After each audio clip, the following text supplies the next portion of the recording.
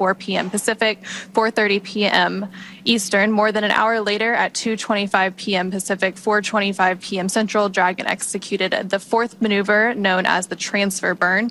And this is where Dragon raised its apogee, or highest point of its orbit, to just 2.5 kilometers lower than the space station. And then Dragon rounded everything out with a final co-elliptic burn at 3:19 p.m. Pacific time, 5:19 p.m. Central time, to once again maintain a constant lower orbit than that of the space stations, this time just 2.5 kilometers below the orbiting laboratory. And this final burn was shorter than the rest, lasting just about 30 seconds. And now, as we enter the approach phase, SpaceX flight controllers, which you can see there on the left-hand side of your screen, will work in tandem with the NASA team in Houston, which is on the right-hand side of your screen, to maneuver Dragon Endurance to the proper attitude. They will initialize the navigation sensors used for the methodical approach to station. They'll also activate and test out a number of systems on Dragon, including the bidirectional communications with the station using the C2V2 system.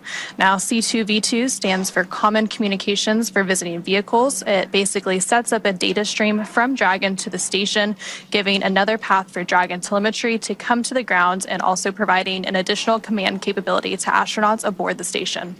And that brings us to essentially where we are now. So looking a little bit ahead in our timeline, at approximately 7:35 p.m. Pacific time, 9:35 p.m. Central, Dragon's Draco thrusters will fire for the approach initiation burn. Now, this burn will take place when Dragon is about 2.5 kilometers below the space station and about 7 kilometers behind it and still catching up with the station. And the approach initiation burn will bring Dragon to a point about 400 meters or a quarter of a mile directly below the space station.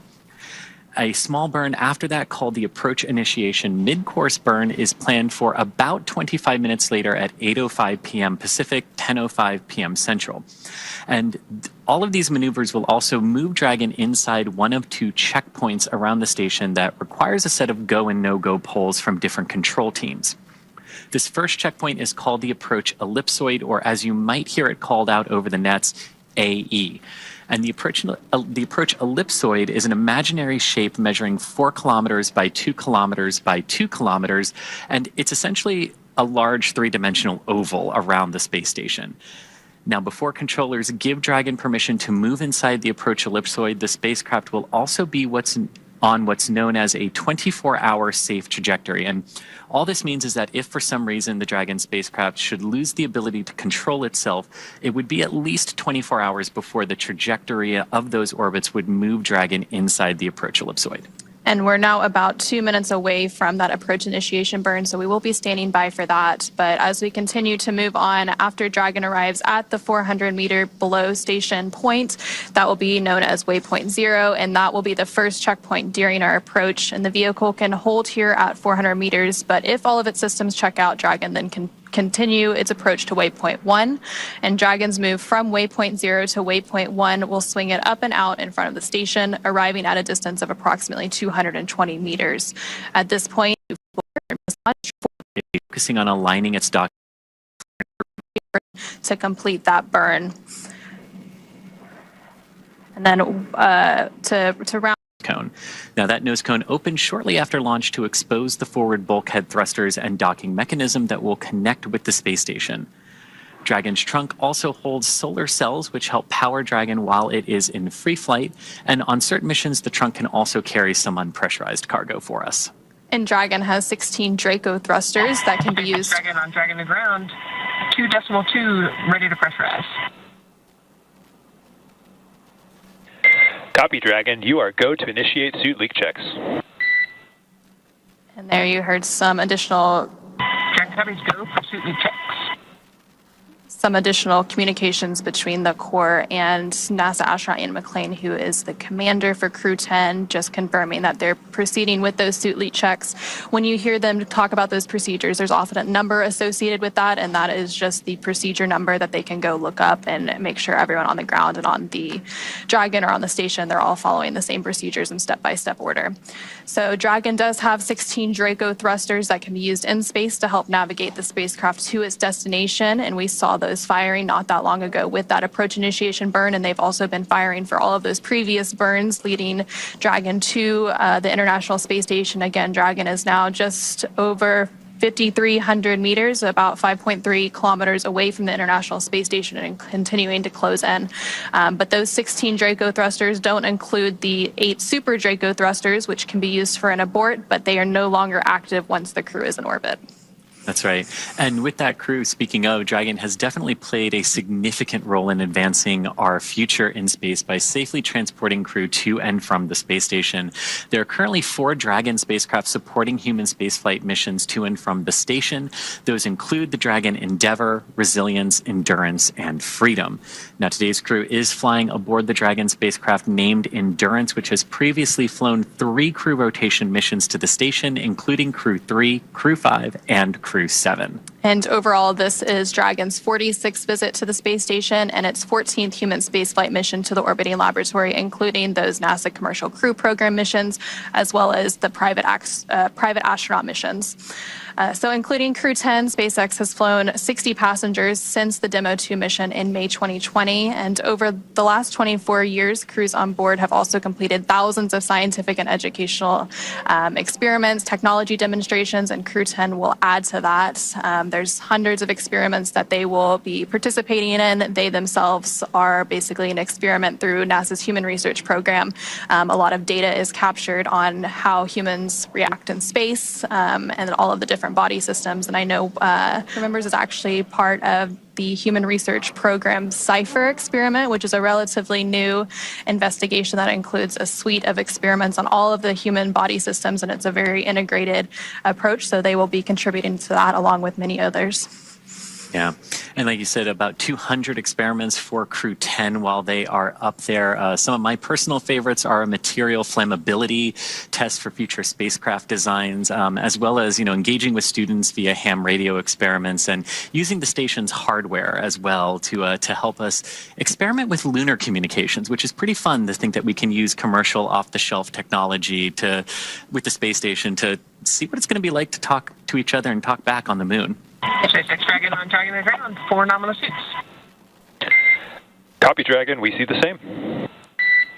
And that is a good call there that you just heard from the crew on board Dragon to the core. And confirm we're clear to... And Dragon, I did not copy your last word. Please repeat. Yeah, just confirm we're go to open visors at this time. Affirm. Go to open visors. And you could hear that exchange between the crew on board Dragon Endurance and our core officer here at SpaceX Mission Control, core standing for the Crew Operations Resource Engineer, confirming good suit leak checks ahead of docking operations today, and the crew able to open their visors there and breathe Dragon's normal cabin air as they continue on into their approach today. Now, we were talking a little bit before that about the science experiments that they're going to be doing. So overall, more than 200 experiments for this crew across multiple disciplines, including life and physical sciences, advanced materials. I mean, really, it's kind of hard at this point with 24 years of continuous occupation of the space station to think of any facet of our life that the station and the science that it's enabled hasn't touched. And the International Space Station is actually going to approach a very important milestone later this year. It'll be the 25th anniversary of a continuous human presence, which is absolutely crazy to think about. So there's a lot of people under the age of 24, almost 25, that haven't lived a single day without the International Space Station having humans on board, which is an incredible milestone to think about. It really is. I remember the day the first crew launched, and it's amazing to be 25 years after that and never had a gap. And so during all of those 25 years, obviously science has been a huge part of it. And as I mentioned earlier, those astronauts often serve as test subjects themselves, submitting blood and other samples. And so NASA's astronaut Anne McClain, who's also the Crew-10 commander today, is participating in that CIPHER, or complement of integrated protocols for human exploration research investigation, which again is a suite of integrated physiological and psychological changes seen in space, which could provide valuable results for future deep space missions. missions. Yeah. And one of those other experiments that I was talking about involves the use of the ISS's ham radio. And normally this is what's used for the astronauts to engage with students on the ground, to help teach students, how to communicate when you have to manually hold the receiver and everything. But what's really cool about this technology too is it's going to be used during Crew-10's stay on the station to test hardware and software for navigation and communication on the moon, called NavCom by NASA. But this is really cool too because it's not only using the space station's antennas to test our ability to send timing commands and time-coded messages to basically help the GPS network. But there's also an experiment like this that just recently landed on the moon on Firefly's Blue Ghost mission. So really cool to see different ways that we're using different machines to test lunar technologies right here on Earth and in the sky above us. And Expedition 73, which will begin in April once, of course, the Soyuz rotation finishes. So it'll be about a month that the Crew-10 is part of Expedition 72 before that Expedition 73 begins. But during that expedition, they will conduct a material ignition and suppression test, or SOFI-MIST for short, testing material flammability and in microgravity. And this research could improve fire safety on future missions, contributing to models used to select materials for space facilities and helping to determine the best ways to extinguish fires in space. And so Dragon is now less than 4,000 meters away from the International Space Station, continuing to close in on its target, a little less than 4 kilometers.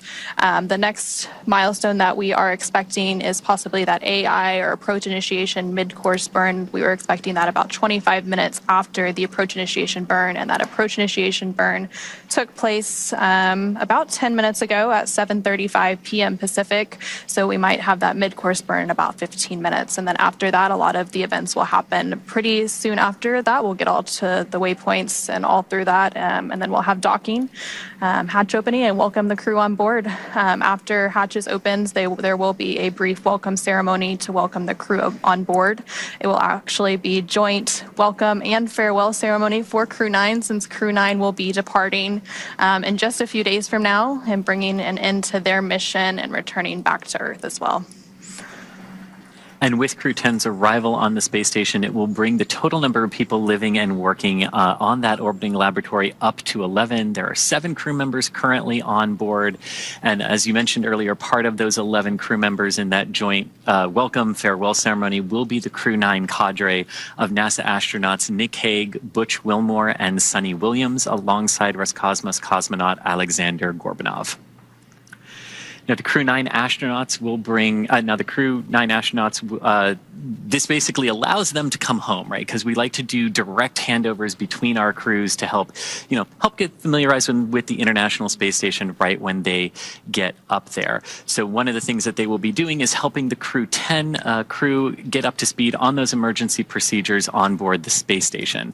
And then when NASA and SpaceX teams determine that weather is ideal for splashdown around Florida, the members of the Crew-9 crew will board their Dragon spacecraft for their return to Earth. And as you mentioned a little bit, those direct handovers that we're going to see between Crew-9 and Crew-10, so those handovers between crews, allow for a continuity of the activities on the International Space Station and also help to ensure that continuous U.S. presence on the space station. Again, we just mentioned that the International Space Station has been continuously occupied by humans for over 24 years now, approaching that 25-year mark in just a few months. And so in a few weeks, NASA astronaut Johnny Kim, along with his Roscosmos crewmates, will join the on-orbit crew. And then shortly after that, we will see the departure of the Soyuz MS-26 spacecraft that will return NASA astronaut Don Pettit, along with his Roscosmos crewmates, home. And that will mark the commencement or the beginning of Expedition 73. And that expedition will then be led by the new space station commander, which is currently on board the Crew-10 spacecraft, so JAXA astronaut Takuya Onishi. And as Dragon continues to approach the International Space Station, we can see from the tracker there on your screen that they are both flying over the southern portions of Africa right now, about to swing out over the Indian Ocean. Yesterday was, as we launched, it's all about speed, right? Dragon and Falcon 9 gaining that velocity to get into orbit with each other. But Ah, and there we go. Look at that. That was a view from one of Dragon's cameras looking at the International Space Station. This is inside Dragon now, with Commander Anne McLean on your left and pilot Nicole Ayres on your right. You can see them taking a drink there from some of the water that they've got on board Dragon as they continue to monitor the approach to the International Space Station. You know, unlike some previous vehicles that we have, Dragon is very autonomous in how it approaches the ISS. So the crew is really monitoring and able to take manual command if they need to, but really just monitoring Dragon's progress as it approaches the ISS here today. And there's that view. Ah, Anna, I love this. And you can tell that Dragon is looking directly at the International Space Station, its target for today, as it continues to make its approach. So we have those great views there. And now that you have that, well, you did for a second have that map view of where the International Space Station was. So yesterday at the time of launch, which was at 7:03 p.m. Eastern, the International Space Station was flying off the west coast of Australia. So you can see now that they're trying to catch up to each other. They had those approximately 28 hours for Dragon to catch up to the International Space Station so that it can dock today. And you mentioned that catch up, and right before we started getting those great views, we were talking about how yesterday was all about an insane amount of velocity being added to Dragon by Falcon 9. But today, while those vehicles are still going very, very fast, it's a very, very choreographed ballet almost. The vehicles are going to be moving very slow in relation to one another. And that's just to make sure everything stays right on track and as safe as possible as we come in to dock with the ISS today. And as we were mentioning earlier, so along with that choreography, so we have all of those checkpoints along the way to docking. So we have those waypoints that Dragon can stop at. The flight controllers here in Hawthorne, as well as the mission control in Houston, can make sure everyone is okay. Dragon systems all look good for docking. Station systems all look good to receive the vehicle. So all of those checkpoints and waypoints along the way are important for both the teams in space as well as the teams on the ground to just make sure everything looks good, and then they can continue to approach on in. And as we can see, and as we can see here, we've got two of our crew members on screen, and I think that on the left is NASA astronaut Anne McLean, right? Yes. So, well, for a second you saw NASA astronaut Anne McLean on the left, so she's the Crew-10 commander. But let's go ahead and take a little bit of a moment to introduce you to the crew. So NASA astronaut Anne McLean is your Crew-10 commander. She was born and raised in Spokane, Washington, and then NASA selected McLean as an astronaut candidate in 2013. Crew-10 is actually her second space flight after launching aboard the Soyuz MS-11 in 2018 and serving as a flight engineer on the International Space Station for Expedition 58 and 59. In total, she previously spent 204 days in space, completing 2 spacewalks that totaled 13 hours and 8 minutes outside of the orbiting laboratory. McLean is a West Point graduate and colonel in the U.S. Army. She's highly decorated and a Master Army aviator.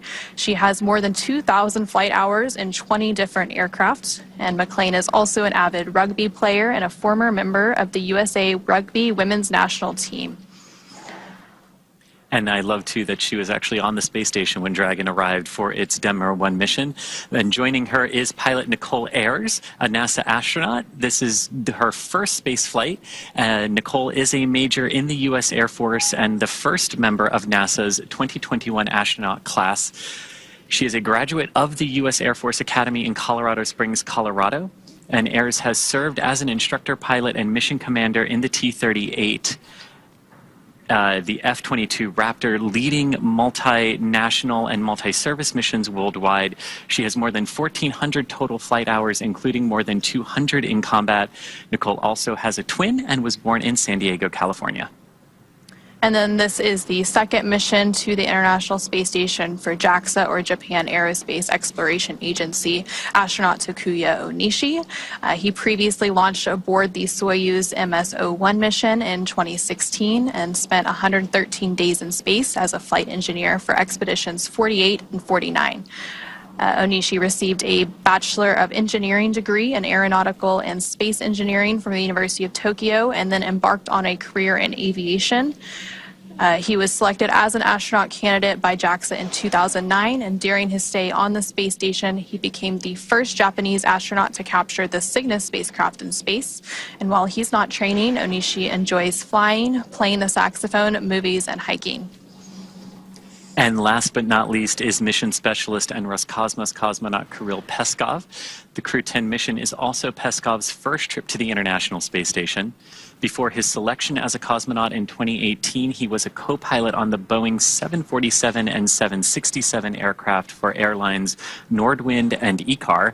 Assigned as a test cosmonaut in 2020, he has additional experience in skydiving and zero-gravity training.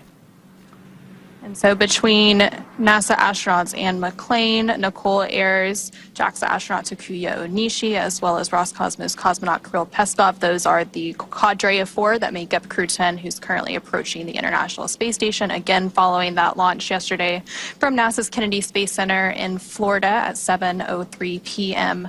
Eastern Time. So we recently did have that AI burn at around 7:35 p.m. Pacific. Coming up in about 7 minutes or so, we are expecting an AI mid-course burn. So that will be one of the final burns before we approach into the final stages of the docking process, and we reach that waypoint 0 expected about 20 minutes after that mid-course burn takes place.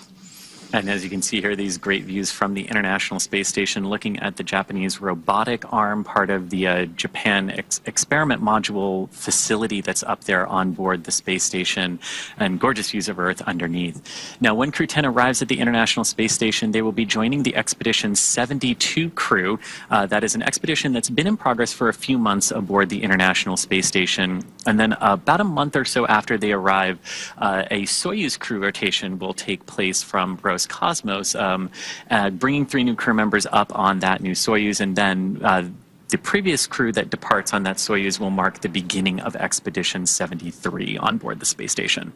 Yeah, so when that Soyuz departs, NASA astronaut Don Pettit will return home, and then coming aboard a Soyuz to the International Space Station will be NASA astronaut Johnny Kim, along with their Roscosmos crewmates. And so again, we typically have those crew rotations take place about every 6 months or so, so they're long duration missions to the International Space Station. And there now on your screen, you're seeing a live view of just behind us, actually, the SpaceX mission control team in Hawthorne. So when we do hear those call-ups to Crew-10, those are typically coming from here with the core or the crew operations resource engineer.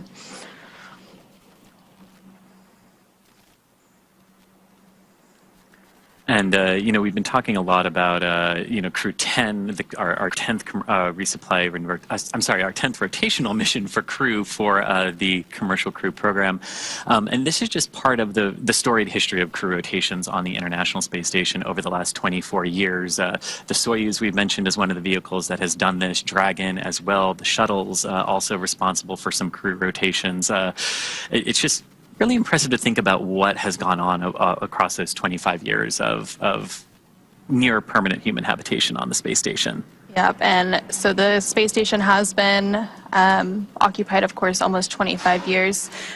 There are a lot of commercial players coming into play, and so we also have our commercial low Earth orbit development program that's looking towards the future of what's next for low Earth orbit once the International Space Station does retire. Of course, it's made incredible contributions so far, though, and it has several years to go.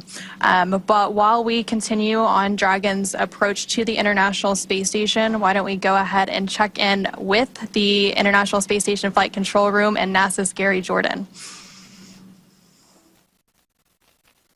Hey, thank you, Anna. Thank you, Chris. Welcome to the International Space Station Flight Control Room here in Houston, Texas. The teams here are working jointly with the teams in Hawthorne, California, monitoring the operations that are in space right now. Crew-10 approaching the International Space Station, about to enter inside the approach ellipsoid. The teams here in the room are currently polling for that next milestone. The approach initiation brings them up to what's called waypoint 0, just below the International Space Station. In just a few minutes, the Crew-10 vehicle, Endurance, is expected to perform what's called a mid-course maneuver, an approach initiation mid-course to converge on waypoint 0. This is right below the International Space Station. Teams here in the room are polling to make sure that the next milestone that happens from waypoint 0 to waypoint 1, right immediately in front of the International Space Station, that the teams here are go for that next milestone. When Endurance makes its way to waypoint 0, it will not pause. It will continue on to waypoint 1 right in front of the International Space Station. There are a couple of things that the teams here in the room need to check off to make sure that Crew-10 is ready for docking. The International Space Station's solar arrays are in what is called the feathered position. That means they are folded back and locked into a position that is minimally invasive, allows the station to draw power from the sun, but does not interfere with any of the docking and attitude controls that are necessary to hold the station's position. Meanwhile, the Attitude Determination and Control Officer here in the room, called ADCO, is coordinating with the Russian colleagues and the Russian thrusters on the Russian side of the International Space Station to ensure that we are configuring the station itself for docking. Inside the International Space Station, the crew is preparing for Crew-10's arrival. Nick Hague is setting up his workstation for monitoring procedures, though the crew has the prime controls as a backup for the automated docking of Endurance to the International Space Station. As a safety precaution, Nick Hague is receiving that data through the Common Communications for Visiting Vehicles, or C2V2, a data link between Crew Dragon and the International Space Station, giving live telemetry and giving Nick Hague the ability, if necessary, to perform an abort if there were any contingency scenario, a scenario that Nick Hague himself is trained for. Butch Wilmore, NASA astronaut, will be preparing the hatches for opening once Dragon is docked to the International Space Station, slated for 11 p.m. Central Time tonight. Butch Wilmore will work through the hatch opening procedures. There are several hatches to get to the crew, including the Node 2 forward hatch at the very front of the International Space Station, followed by the A-Pass. It's the last hatch right before you see the Dragon hatch, and there's a vestibule in between that needs to be pressurized from vacuum up to sea level, 14.7 pounds per square inch. All of that will happen after docking. In the meantime, NASA astronaut Don Pettit setting up cameras inside. Once Crew-10 is docked and the pressurization between the vestibule is up to pressure, it'll be the Crew-10 astronauts and cosmonaut aboard that'll float through and be welcomed by the Expedition 72 crew. All of that underway right now. We're expecting the mid-course maneuver and all of the maneuvers ahead to get through those next milestones for a docking tonight at 11 p.m. Central Time. We're right here with all of the action and following along with you over in Hawthorne. So for the next few steps and to follow Crew-10 and the astronauts aboard, let's go over back to Hawthorne with Anna and Chris. Back to you guys. Thank you so much, Gary. It was great to hear that update from the International Space Station Flight Control Room. During your update, we did hear that the approach initiation mid-course burn happened and it was completed. It was all good. I went as planned, and again, that burn was just to further fine-tune Dragon's path. And there you briefly saw a view from the International Space Station looking at Dragon as it makes its final approach to the International Space Station. So now coming up, once Dragon arrives at 400 meters below the station, it will be what is known as waypoint 0, and that will be our first checkpoint during our approach, and the vehicle can hold there at 400 meters, but if all of its systems check out, Dragon can then continue its approach to waypoint 1. And Dragon's move from waypoint 0 to waypoint 1 will swing it up and out in front of the station, arriving at a distance of approximately 220 meters. And at this point, it will be on what is known as the docking axis, which essentially means it is directly in front of the docking port. And the crew are headed to the forwardmost port of the station today, the Node 2 forward, which is the forward-facing port. And Dragon has docked to Node 2, also known as the Harmony module, for all of the crewed missions so far, because that is where both of the international docking adapters, or IDAs, are located. And then once Dragon is only 20 meters away from the space station at waypoint 2, the spacecraft begins focusing on that final alignment of its docking systems with the International Docking Adapter. Shortly after that, we are likely going to hear a call out that says CHOP, which stands for the Dragon SpaceX on the big loop, mid-course maneuver complete. Trajectory has converged on waypoint 0.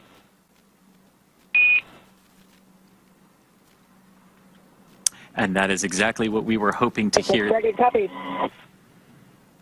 Exactly what we were hoping to hear there, that mid-course correction burn, nudging Dragon back onto the proper trajectory to intercept waypoint 0, which is that point 400 meters below the International Space Station. Now, going a little bit ahead in our process, when we're about ready to dock with the International Space Station, one of the final things we're going to hear is what's called CHOP, crew hands-off point, a little less than 30 seconds prior to docking. That's the point where all aborts would have to be manual, but as we actually heard a few minutes ago, right after that approach initiation burn, the crew does have manual options available to them, but right now just monitoring Dragon as it cruises in autonomously for that docking a little bit later tonight. And you can see that live view and a beautiful view at that of Dragon Endurance as it approaches the International Space Station. Now these views are being captured by cameras on the International Space Station, which is Dragon's target for today. And the International Space Station and Dragon are currently flying about 260 statute miles over the Indian Ocean. And so after CHOP, and as we make that initial capture and the grand arrival, when Crew-10 arrives at the space station, Dragon will fly in and make contact with those international docking adapters, giving us what we call soft capture. And the soft capture ring then retracts until sensors indicate it's time for 12 hooks, 2 sets of 6, to drive in place to give us a hard capture and firmly secure Dragon to its new home on the space station. Then the station crew, namely NASA astronaut Butch Wilmore, will manually pressurize the vestibule or the... And Dragon SpaceX on the big loop. Ground has pulled go for approach 0 and enabled the maneuver. Expected maneuver start time is approximately 0321 Zulu. Reminder that Dragon will nominally continue its approach through waypoint 1 towards waypoint 2 without stopping.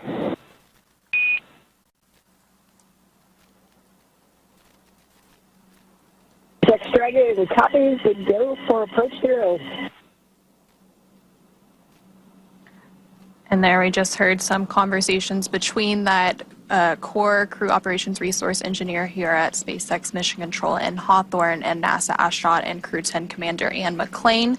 They were talking about approaching waypoint 0. They had that go, no-go poll. Again, those are joint polls between the SpaceX team in Hawthorne as well as NASA's team in Houston, just to verify that all systems on Dragon, all systems on the space station look good and they can proceed past that waypoint 0 that we were just talking about. And so once we do have that docking and we have that hard capture, they will begin the pressurization process of the vestibule, and that is the area between the Dragon hatch and the station hatch that was previously exposed to the vacuum of space. And then umbilicals that provide power, audio, and data connections from station to Dragon are put in place, and then there will be a series of leak checks before the hatches are finally open, welcoming Crew-10 aboard the International Space Station as part of Expedition 72. And that hatch opening is slated to take place about an hour and a half or so after we get that docking later today.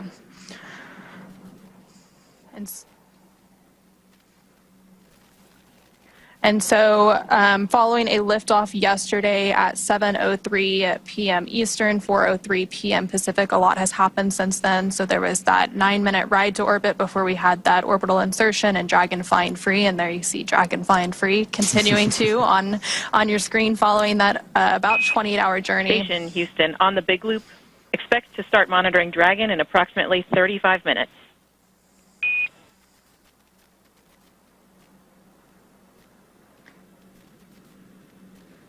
And there you heard some additional call-ups to the crew, this time to the International Space Station crew. Again, we mentioned earlier, they're all talking on what is known as the big loop. So all 4 parties that are involved in today's operation, so the Dragon crew, the space station crew, the SpaceX team, as well as the NASA team and their mission control, they're all talking on one loop. So that specific call-out was up to the space station crew because today we will have NASA astronaut Nick Hague monitoring Dragon's approach.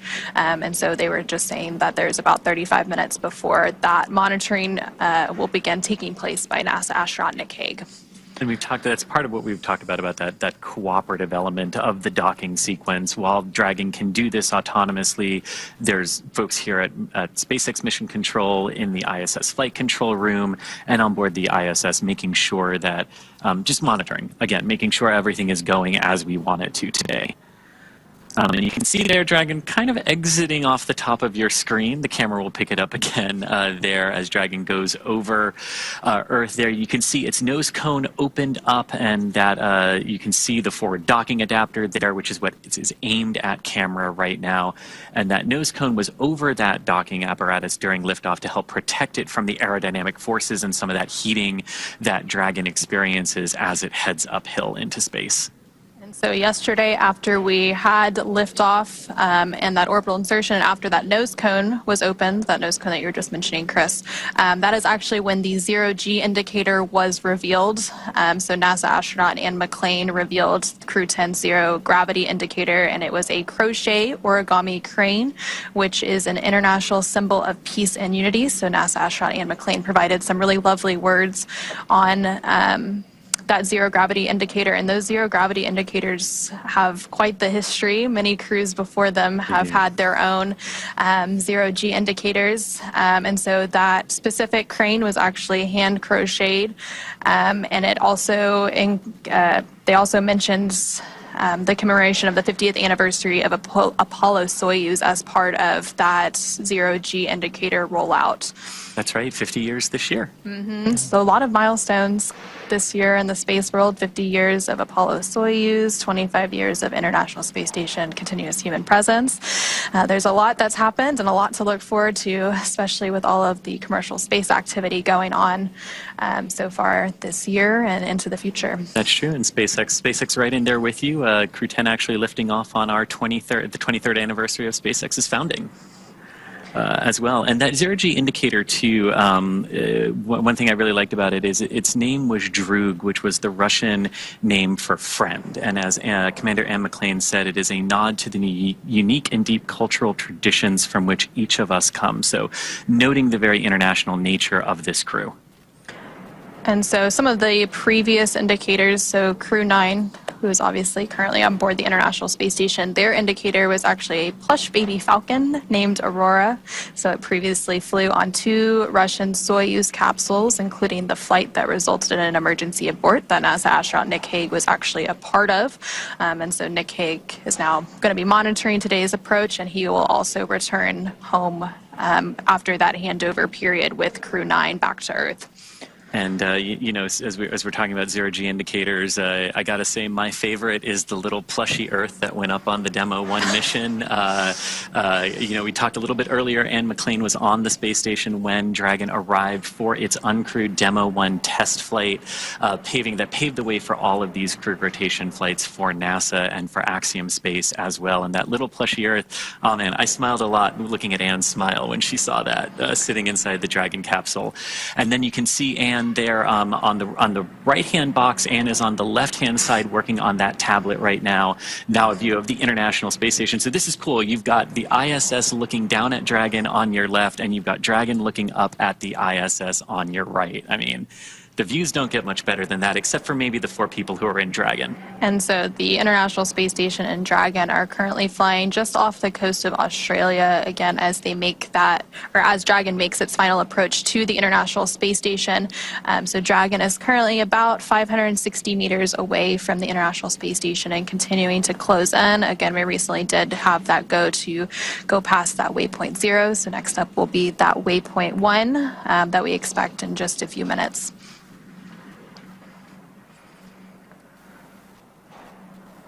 Yeah, and from that initial test flight that Dragon did in March of 2019, that was then followed in May of 2020. Kind of hard to believe we're also approaching the 5-year anniversary of Dragon human spaceflight missions as well this year. We had that Demo 2 mission with Bob Behnken and Doug Hurley launching in May of 2020 and coming back a couple of months later in August. And then we started those crew rotation missions for the Commercial Crew Program for NASA in November of that year with our Crew-1 crew and Dragon. And since that point, there's always been a Dragon at the International Space Station. And so we did mention earlier there are currently 4 Dragons that are active. So they're flying today on the Dragon spacecraft Endurance. And typically whenever there is a new Dragon, the crew gets to name it. And so we have Endurance, Resilience, Endeavor, Freedom. And Freedom, yes. And also, so we talked a little bit about the zero gravity indicator. the crew also works to design their mission patch ahead of each mission. And so that also dates back. It has quite a history with those mission patches. So the SpaceX Crew-10 patch was designed by the 4-person crew. They actually used AI for some initial inspiration, and then a human artist perfected the design. So it's a 10-sided patch with the Roman numeral X boldly in the center, representing the 10th operational flight of the Dragon spacecraft. And then on the patch, the Dragon has its wings out in full flight. And it's a nod to the 4 crew members who are all professional pilots. So we mentioned that a little bit earlier when we were going through the bios of NASA astronauts Anne McClain, Nicole Ayers, JAXA astronaut Takuya Onishi, as well as Roscosmos cosmonaut Kirill Peskov. All of them have a pilot or aviation history, so that was a little bit of a nod in their patch as well. And again, you're seeing some live views there of NASA astronaut Anne McClain and NASA astronaut Nicole Ayers to the left and right there on your screen. So Nicole Ayers is the pilot.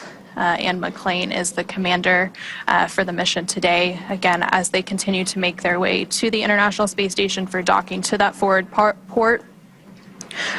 The Dragon spacecraft is currently less than 480 meters away from the International Space Station, continuing to make its approach.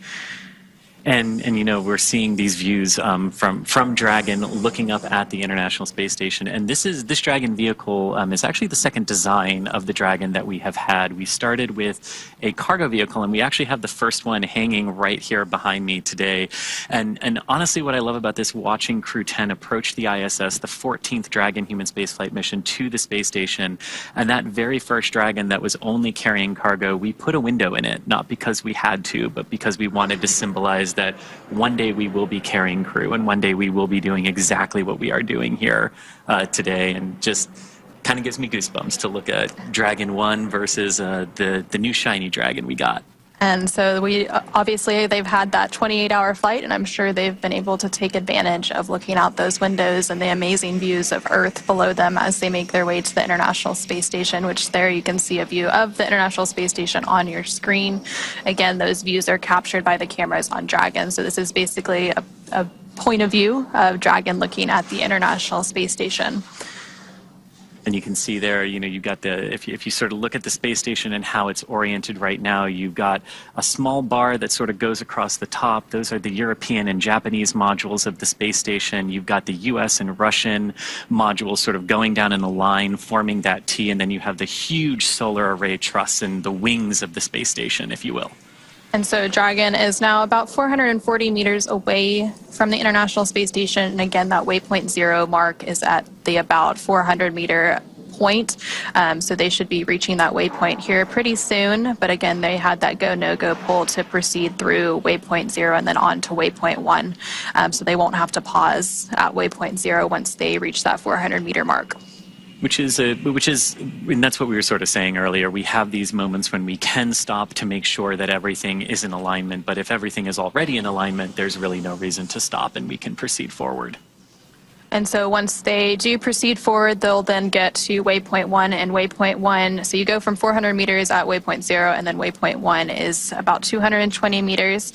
And that's when we get to that docking axis arrival. And so they'll have that go ahead and proceed to that point. And once they are on that docking axis, it basically means they are directly in front of the port. So that forward port on node 2, the Harmony module that they will be docking to today. So Dragon will be looking directly at that International Space Station docking port, and they can do some final alignment checks if they need to. And then from there, they will then move to waypoint 2, which is just 20 meters away. And there you can see another view of Dragon. This is a camera on the International Space Station, and they're currently flying over Sydney, Australia. So that's the International Space Station looking out at Dragon. Those cameras are actually controlled by one of the flight controllers in Mission Control in Houston. So the Cronus typically operates those cameras, and they're the ones that are manually moving those cameras up and down and trying to find Dragon and keep a focus on it so that we can have these amazing views here today. And as Dragon, as you mentioned, that waypoint one point about 220 meters from the International Space Station, that's very close to, but just outside what's known as the keep-out sphere for the International Space Station. This is the sphere that any visiting vehicle needs to stay outside of until given explicit permission to proceed in closer to the International Space Station. We would expect that go, no-go poll to either come when they're holding at waypoint 1, or if they don't need to hold at waypoint 1, shortly before they're to then proceed into waypoint 2, 20 meters from the station. Again, another point where they could hold if they need to, and we have on past flights seen them hold sometimes at that waypoint 2 20-meter point for a variety of reasons. Sometimes it's alignment, sometimes it's been visuals and lighting conditions, with just where the International Space Station is in its orbit. Might seem kind of odd to think that, wait, why would we need to wait if we can dock at night? But shadows are really important in understanding them and how they interplay with the autonomous navigation systems.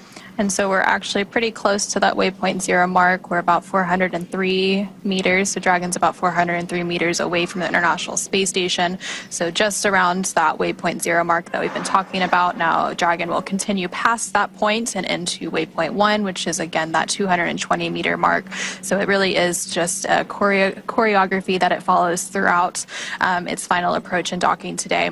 And if you think about the overall trajectory of approach here, you can kind of think of it as like an airplane that's in the air, where you're directly underneath it, but then you can walk in front of it and up to its nose. And that's sort of what Dragon's going to do here, moving from waypoint 0 up to waypoint 1.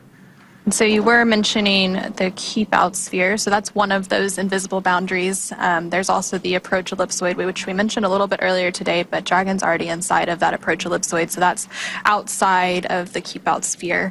And that's that 4 kilometer by 2 kilometer by 2 kilometer boundary. Basically, it's the neighborhood of the International Space Station. So once a visiting vehicle such as Dragon, makes it into that approach ellipsoid, that's when a lot of those joint and integrated operations begin. And again, to enter into the AE, Dragon or any visiting vehicle has to be what is known, it has to be on what we call a 24-hour safe free drift trajectory, which means the spacecraft would not cross into the AE or the approach ellipsoid for at least 24 hours. So when they do those go, no-go polls to proceed in that is one of the things that they're looking for, making sure that that the vehicle is safe and can proceed in. And so now we're going inside that next invisible boundary around the space station, which is that keep-out sphere that we've been mentioning. And if you're just joining us here, some great views that are on your screen as Dragon is approaching the International Space Station, just inside of 400 meters now, passing waypoint 0. On the left-hand side of your screen is a live view from the International Space Station looking down at Dragon. You can kind of see it moving across the white clouds there, about to go over the blue ocean in the middle of the screen there. And then on the right, we did have some images of the International Space Station and some images inside of Dragon as well. But Anna, it never gets old looking at views of spacecraft silhouetted against Earth. And if we think these views are amazing, I just can't imagine what Crew-10 thinks of these views looking down at Earth from the Dragon spacecraft. So you did mention we were inside of waypoint 0. Dragon SpaceX on the big loop. Approach 0 has started and trajectory has converged on waypoint 1. Expect arrival at waypoint 1 at approximately 0347 Zulu. SpaceX Dragon on the big loop, copy 0347 Zulu for waypoint 1. And you hear that sequence of calls there confirming that Dragon successfully passed waypoint 0 and the trajectory has aligned where we want it to waypoint 1. So everything going very, very good there. And we're expecting the arrival there at waypoint 1 in just about 25 minutes from now.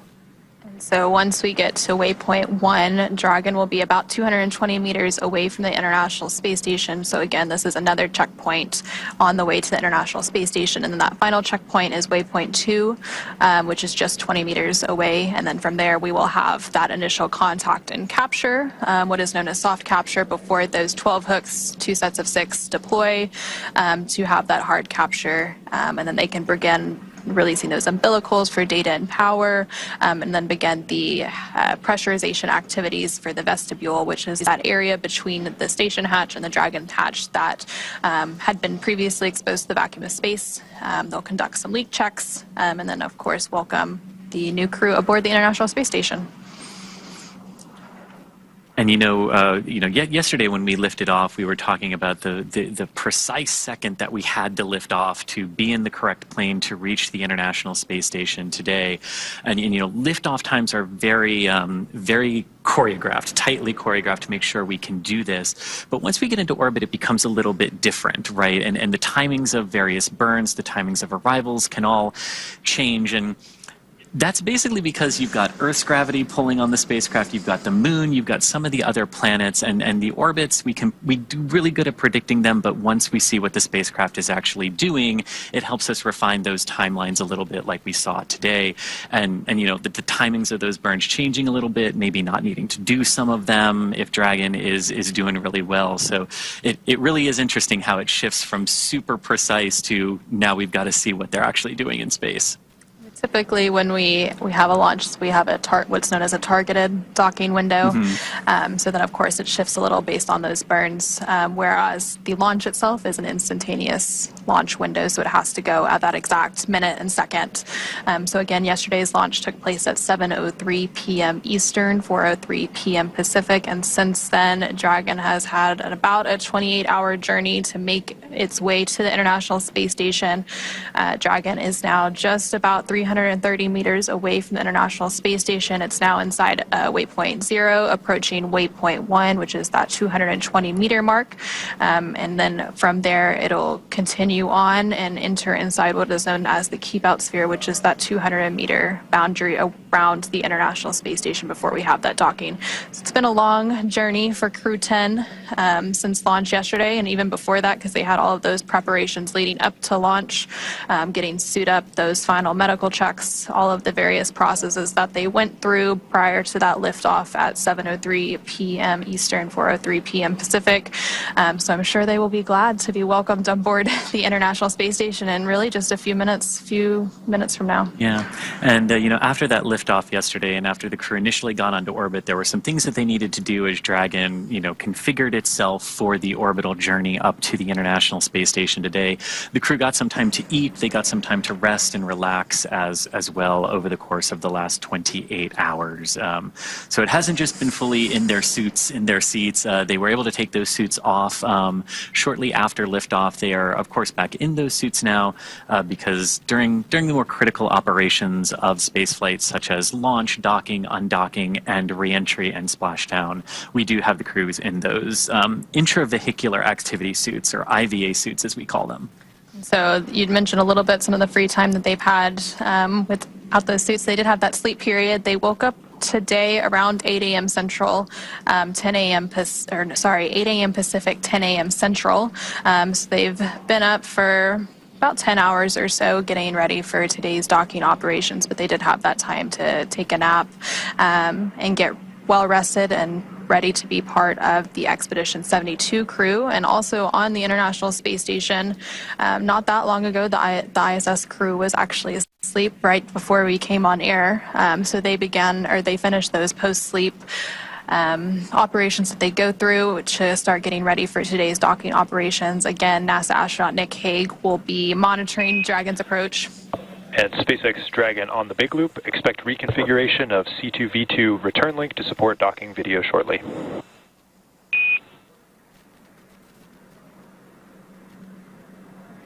SpaceX Dragon, copy.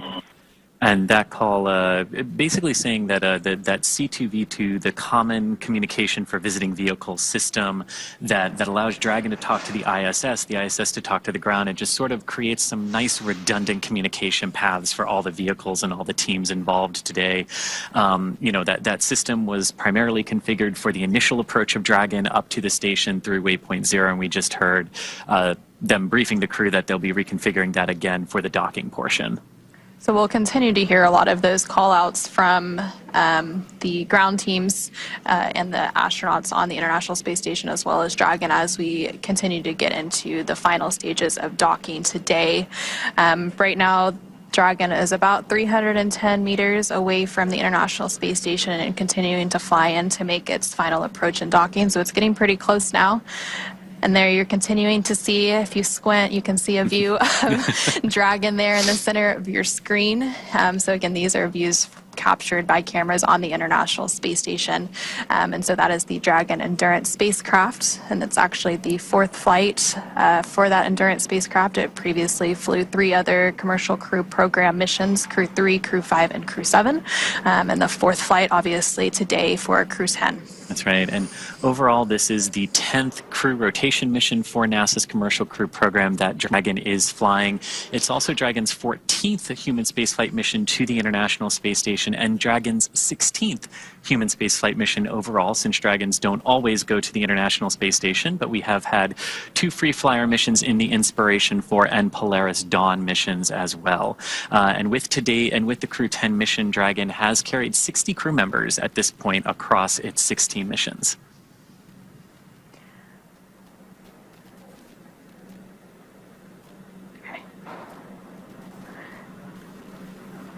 And so, yeah, Dragon has had 10 rotational missions, so that continues to be part of NASA's Commercial Crew Program.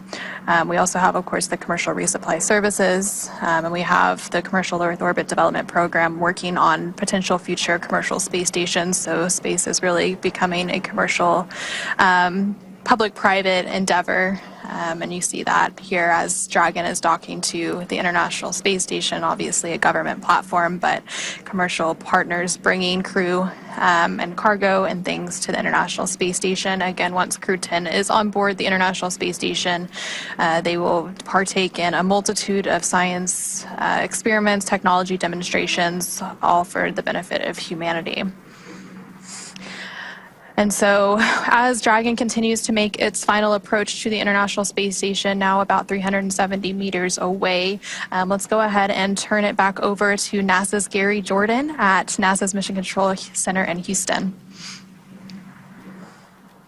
Hey, thank you, Anna. We are following along on the action here. Now inside the approach ellipsoid, we are in what is called joint operations. Both teams in each of the flight control rooms here in Houston, as well as where you are, Anna, at the Mission Control Center over in Hawthorne, California, with the SpaceX teams, are operating by the same joint flight rules.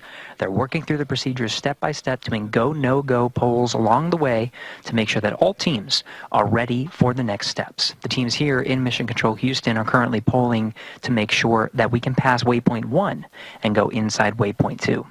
When we pass waypoint 1, we're going to be inside what is called the keep out sphere.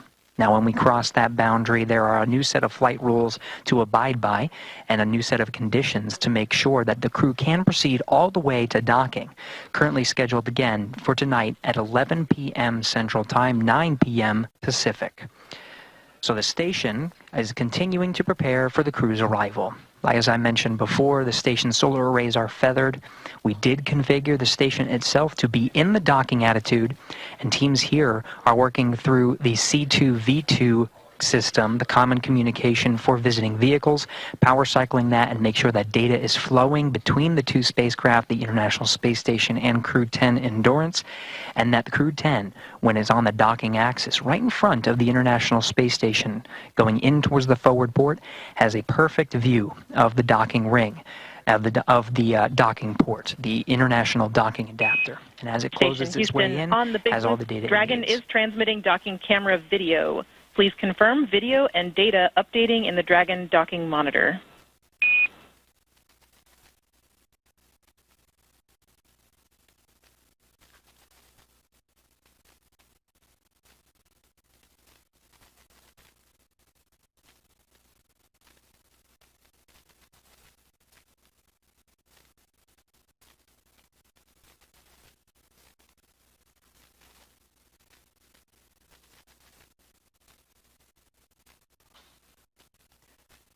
That was Capcom Tess Caswell here in Mission Control Houston, standing by for confirmation from the crew aboard Endurance. This was the troubleshooting issue I was addressing with the common communications for visiting vehicles, power cycling that system to make sure that they could have that video once they get on the station's docking axis.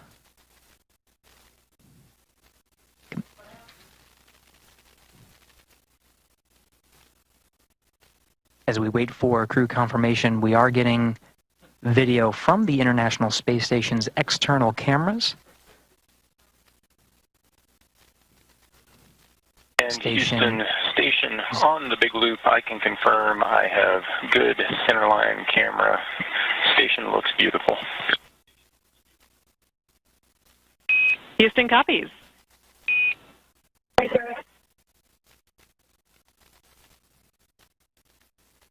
Now, it's critical that the teams communicate on this big loop to make sure all stakeholders are aware of the progress that's being made. That's cycling to enable Nick Hague, who's aboard the International Space Station. He's got a display in front of him monitoring the docking operations and receiving data from Dragon itself into the International Space Station. This is a safeguard. Dragon's rendezvous and docking to the International Space Station is a fully automated process. However, Hague does have an ability to execute commands if necessary, but really only there for monitoring. So that C2V2 power cycling allows him to have the view from Dragon itself as it moves up towards the docking axis, which you're seeing now on your screen from the external cameras aboard the International Space Station.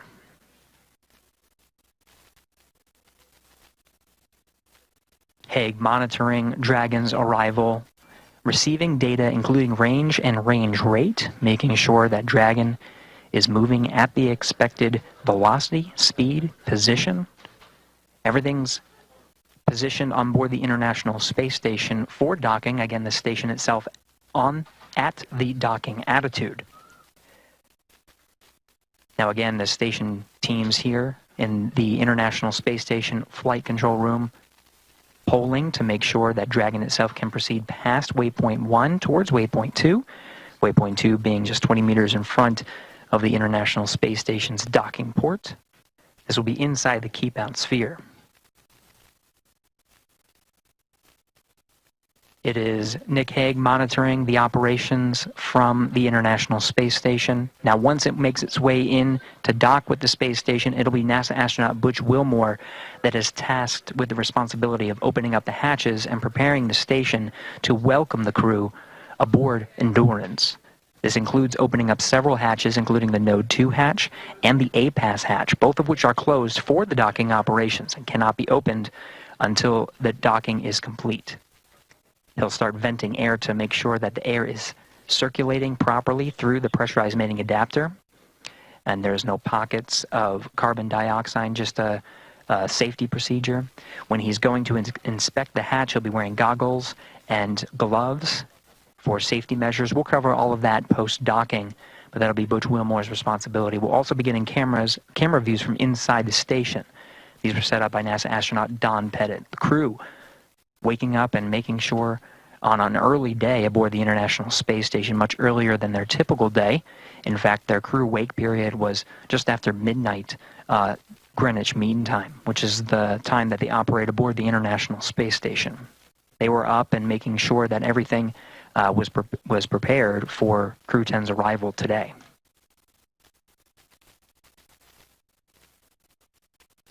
Now we're making our way up the docking axis, beautiful views as Endurance makes its way above the horizon of the Earth. Again, it's making its way towards the docking axis. This is immediately in front of the International Space Station.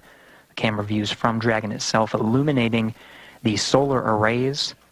You can see the original solar arrays of the International Space Station, as well as the IROSAs, the rollout solar arrays that are augmenting some of the station's power. This as part of a process to continue the science done aboard the International Space Station, which is, of course, the mission of the astronauts and cosmonaut aboard Crew-10. Crew-10 really just a transport mission to get to the International Space Station. Once there, they join Expedition 72 for at least a time. Don Pettit, NASA astronaut Don Pettit, will be returning aboard a Soyuz. Once that Soyuz undocks, crew on board the International Space Station officially begins Expedition 73, continuing the great science and technology demonstrations that are necessary in low Earth orbit to prepare for future human missions to deep space, including the Moon and to Mars.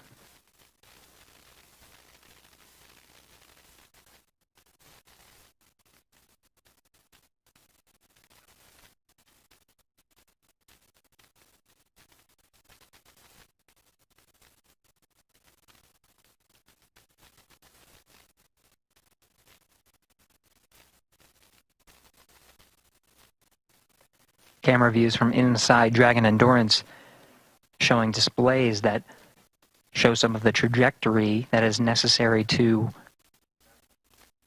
converge with the docking axis. This is waypoint 1. Now when you see those displays, you'll see the trajectory curve out, the spacecraft itself calculating breakout maneuvers that are necessary as it makes its way along the planned set of procedures and approach maneuvers. Waypoint 1, immediately in front of the docking axis, once that is executed, the Dragon will fire its Draco thrusters to maneuver inside.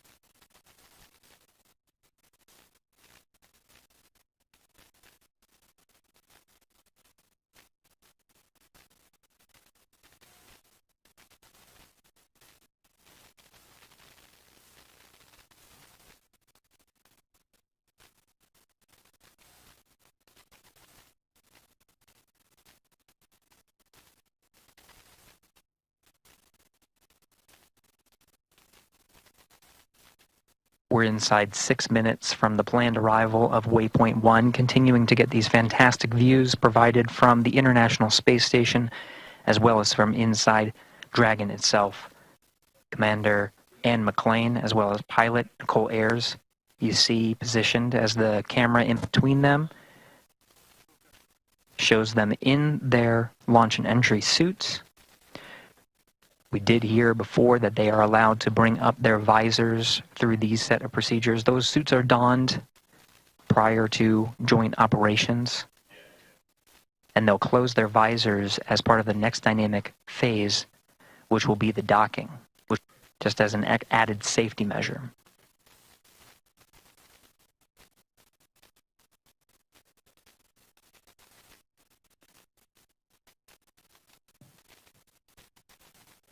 Endurance less than 300 meters from the International Space Station, being illuminated by an orbital sunset right now. The views you see of Earth and of Dragon will start to get a little darker as we enter into an orbital sunset and orbital nighttime. Dragon, now brightened by the sun, will start to dim, and you'll start to see the docking lights as well as the navigation lights.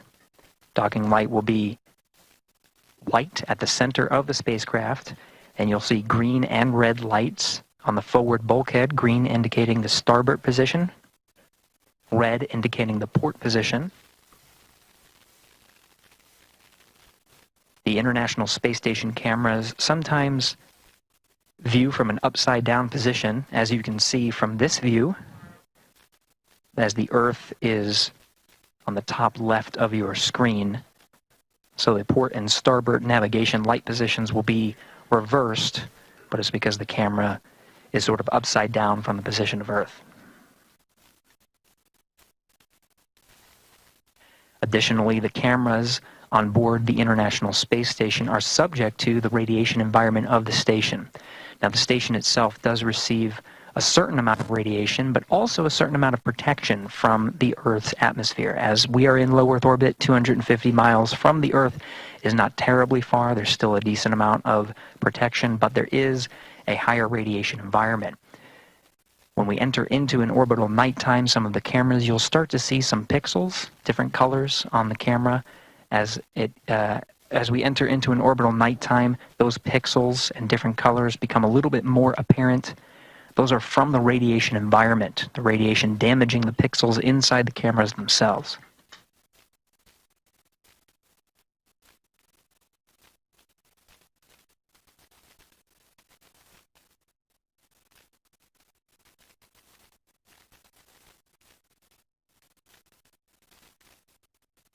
inside 3 minutes from waypoint 1 arrival. We do have a go to proceed past waypoint 1.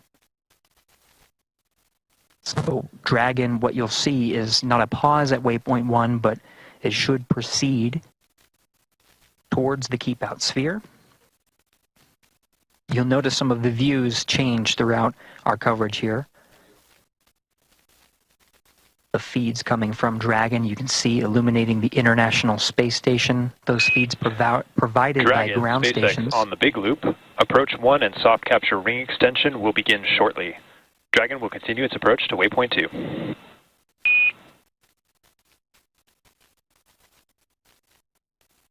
SpaceX, Dragon, copy all.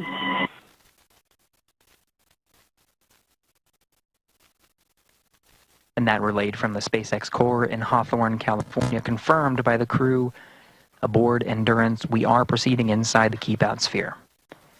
You are seeing the docking light begin to blink at the center of Dragon Endurance.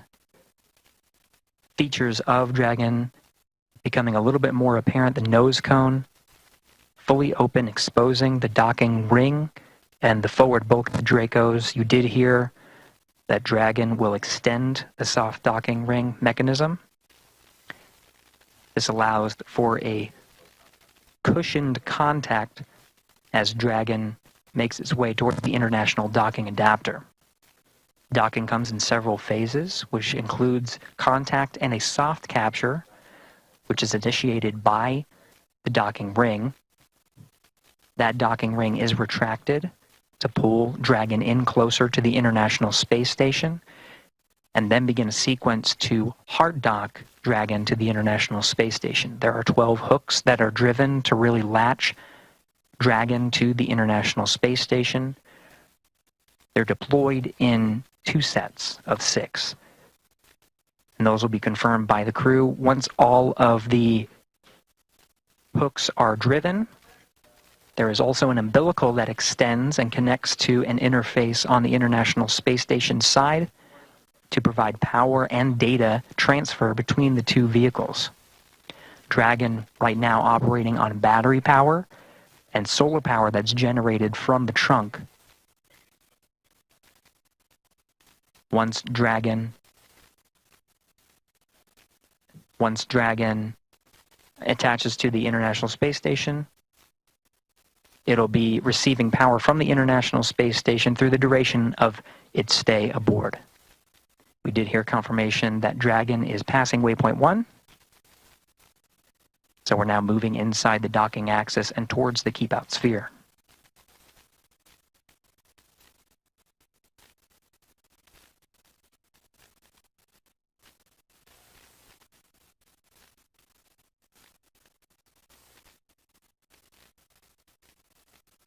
Now passing waypoint 1, Dragon Endurance heading towards the International Space Station. We're following along from here inside Mission Control Houston, working jointly with the teams in Hawthorne, California, to take us through the next series of steps, including crossing the keep out sphere and heading towards waypoint 2.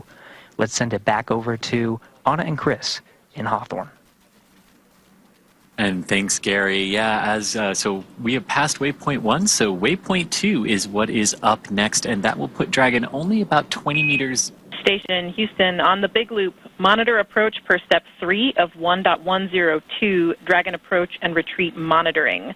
Let us know when your review is complete and you are ready for docking.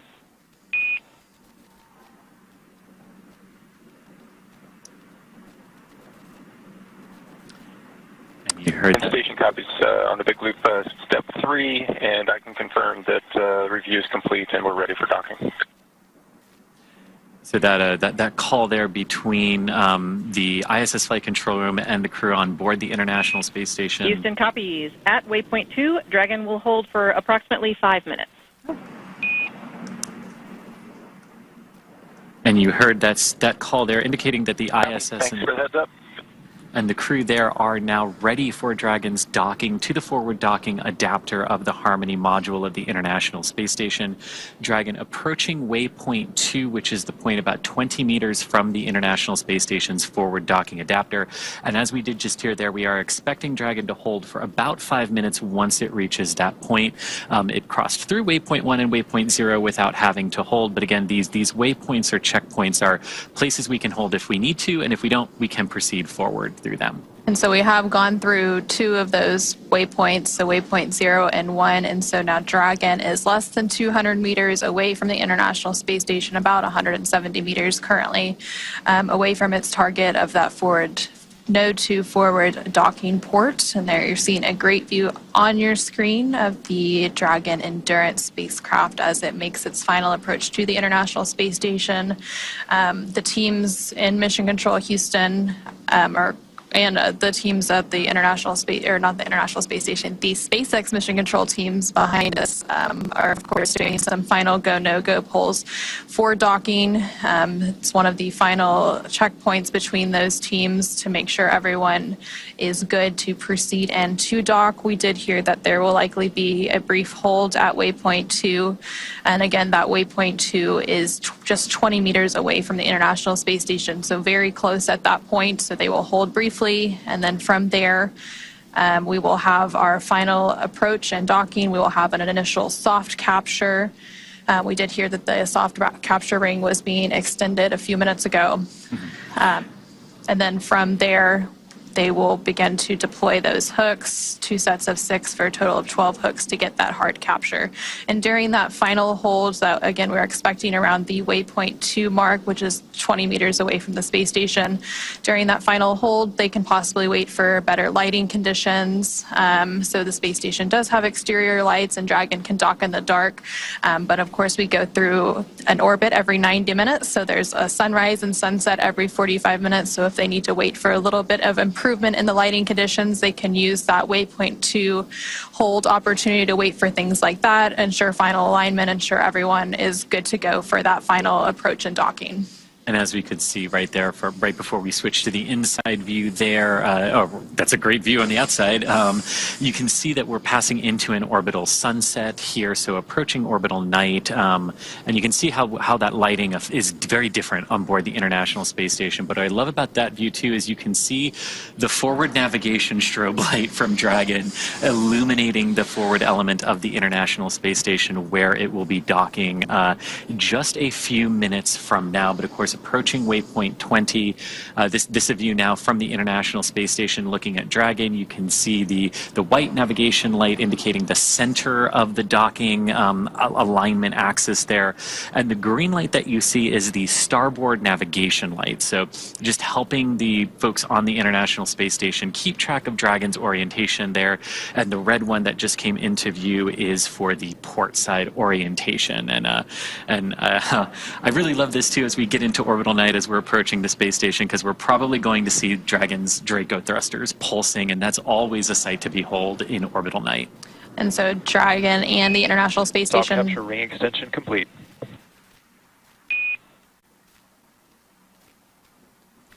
And we just heard confirmation that that soft capture ring extension has been fully completed. So that extension of the soft capture ring, it's fully out and ready for that soft capture, that initial contact with the International Space Station. So right now, the International Space Station and Dragon are currently flying over Canada. And they're continuing to make its final approach to the International Space Station, currently just over 100 meters away as it makes its way to that waypoint 2, which is 20 meters away. So a little over 80 meters to go to the international, or to that waypoint 2. And then that final initial capture, and then we'll have the hooks deploy and have that hard capture milestone. Now, as you're looking there at the SpaceX Mission Control here in Hawthorne, California, where we are, Dragon up on orbit as it is approaching waypoint 2 on that docking axis for the forward docking adapter. It's approaching the space station very, very slowly, about a few tenths of a meter per second. And it's also trying to keep in proper alignment with that docking port. But again, waypoint 2 is where we're going to stop based on the calls, and we can do some final alignments there and final checkouts. But so far so good for Dragon. About 28 hours after liftoff now, after lifting off from the Kennedy Space Center yesterday afternoon at 7:03 p.m., completing the docking in just a few minutes from now. And so Dragon is now less than 100 meters away from the International Space Station as it continues to make that final approach. And so right now we're seeing those live views of the SpaceX mission control team here in Hawthorne, California. And typically we'll go back to these views when we do have those brief loss of signal between the International Space Station and Dragon and the ground. And we'll regain those views shortly. It's just a handover between satellites. So that tracking and data relay satellite system that the International Space Station relies on, they have a brief handover period between satellites, which causes a loss of those views periodically throughout our coverage. Kind of like going from cell phone tower to cell phone tower. And so Dragon is less than 80 meters away, so continuing to approach waypoint 2, about 60 meters to go until it reaches waypoint 2. Again, we are expecting Dragon to hold at waypoint 2 for just a few minutes to ensure final alignment, to ensure lighting conditions are good before we have that final docking. We are expecting that docking to take place around 9 a.m. Pacific, a little bit later than that. And right before that final docking takes place, we will hear that call for CHOP that we mentioned previously, which is the crew hands-off point. So right after you hear that call is typically when that soft capture takes place. And that CHOP call that we've been talking about, and basically what that means is the crew can no longer manually abort Dragon away from the International Space Station if there should be a reason to do so. It would all be based on Dragon's automation at that point. Everything going very well for Dragon as it continues to approach the space station. The crew monitoring the automated approach for the vehicle, as well as any escape options they might have to do, but again, not expecting to have to use those. Station Houston, on the big loop, the no exercise constraint for docking begins now. Station copies.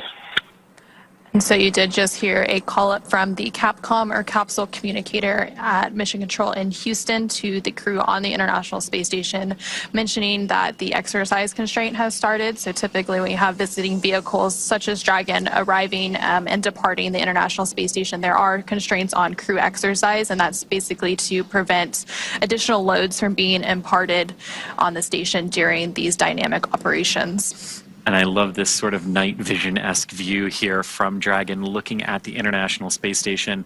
So this is a view from the Dragon Endurance carrying the Crew-10 crew. The forward docking port there is in the center of your screen, sort of being illuminated every few seconds by that light from Dragon. And what I love about this is you can see the Crew-9 Dragon directly above that docking port. And of course, Crew-9 going to be coming home after a brief handover period with the Crew-10 crew. And then inside of Dragon Endurance here, you have Commander Ann McLean on the left-hand side of your screen, pilot Nicole Ayers on the right. Next to Nicole is Roscosmos cosmonaut Kirill Peskov, and on Ann's left is JAXA, or Japanese Aerospace Exploration Agency astronaut Takuya Onishi. Ann and Takuya are returning to the International Space Station for their second long-duration missions, and Nicole and Kirill are on their first missions to space. So it's getting pretty real for the 4 crew members that make up Crew-10. Right now they are just under 25 meters away from the International Space Station, so just outside of that waypoint 2, which is that point at which Dragon will hold for a few minutes. Big loop. You see we're approaching waypoint 2. Crew visors are closed. Copy. Crew-10 visors are closed. We did just hear that confirmation that the crew is approaching waypoint 2, so they see that on those screens in front of them. They see the distance, and they're able to monitor that approach as well. And this is great because you can see Dragon's Draco thrusters firing here. You've got the red and the green navigation lights as well as the white one, but all those little flashes and pulses that you're seeing around the vehicle are the thrusters, keeping that alignment as we continue to approach waypoint 2, 20 meters from the ISS, where again, we are expecting to hold for a few minutes up. And you can see we're really getting close considering now we're really illuminating that forward docking port with Dragon. And so Dragon is actually at that waypoint 2 mark now, just around 20 meters away, so we will have that hold briefly. And recently, the team in Mission Control Houston did conduct their final go-no-go pull as well for docking. SpaceX on the big loop. Dragon is holding at waypoint 2 for Dragon eye assessment. You hear that confirmation. Dragon, copy. And you hear that confirmation that Dragon is holding. Now you're on the left-hand side of your screen as you're looking from the ISS's camera out at Dragon.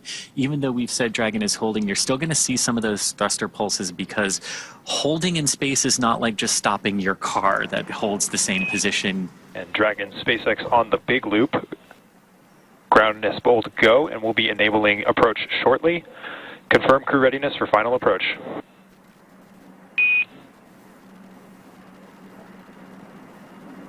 SpaceX Dragon, Crew-10 is ready for final approach. And that is great words there to hear from SpaceX Mission Control. Resume has been commanded. Reminder, once Dragon is inside the crew hands-off point, retreat and breakout are not permitted. Copy. And Anna, here we go. So we did just hear that they have the go to resume final approach, so that we had that brief hold completed at waypoint 2, which was just 20 meters away from the International Space Station. So Dragon will now resume its final approach and finish its fly into the International Space Station's Node 2 forward docking port. And we heard Dragon is in approach 2. Your good confirmation of Dragon in that approach 2 mode, meaning it has passed waypoint 2 and is coming into the station. Again, you can see... Station Houston, on the big loop, Dragon is on final approach and is go for docking. Monitor per steps 5 and 6 in 1.102 Dragon approach and retreat monitoring. Station copy. And that was the call from the International Space Station Flight Control Room to the crew on the ISS. Again, just everyone confirming, making sure everyone's on the same page as Dragon is now very close to docking with the International Space Station here today. And so Dragon is now just 17 meters away from the International Space Station and continuing to close in on its target. Coming up here shortly, we will likely hear that call out for CHOP, which stands for Crew Hands Off Point. That typically takes place less than 30 seconds before docking. So as soon as you hear that, you know that that docking will take place very soon after. And then at that point, when we hear the CHOP call out, any aborts will have to be done automatically by Dragon. And so also on the International Space Station, we have NASA astronaut Nick Hague monitoring this final approach. And then once Dragon is docked, NASA astronaut Butch Wilmore will walk through those hatch preparation and opening steps to welcome the crew on board. And Dragon is now less than 14 meters away from the International Space Station and continuing that final approach. These very delicate series of maneuvers now. Dragon approaching very, very slowly relative to the International Space Station. Again, we talked earlier that launch is all about accelerating the vehicles to orbital velocity, and even though both Dragon and the ISS are traveling at about 17,500 miles per hour or 27,500 kilometers per hour, they are moving very, very slow, like 1/10 of a meter per second in relation to each other right now. Dragon now at about 10 meters away from the International Space Station. We're standing by for that call out for CHOP here shortly. SpaceX Dragon, 10 meters. Copy, 10. And again, you're looking at the forward docking port of the International Space Station, which is mounted to the Harmony or Node 2 module of the space station. The Crew-9 Dragon, which has been there since September, is also attached to a docking port on this module, and that Dragon is actually just off the top of your screen there as Crew-10's Dragon comes in for docking in just a few moments. And I love these views again. You've got the Dragon, you've got the ISS staring at Dragon on the left-hand side of your screen, and you've got Dragon looking at its docking port on the ISS on the right. And Dragon is now less than 7 meters away from the International Space Station as it continues to make that final approach. Traveling with a range rate of less than 0.082, which, as you mentioned earlier, it continues to get slower and slower as we make this final approach. 5 meters. Copy, 5 meters. So the next call we should hear is CHOP, or that crew hands-off period, followed moments later by docking. That typically comes at about 2 meters away from the International Space Station. Right now, we're less than 4 meters away.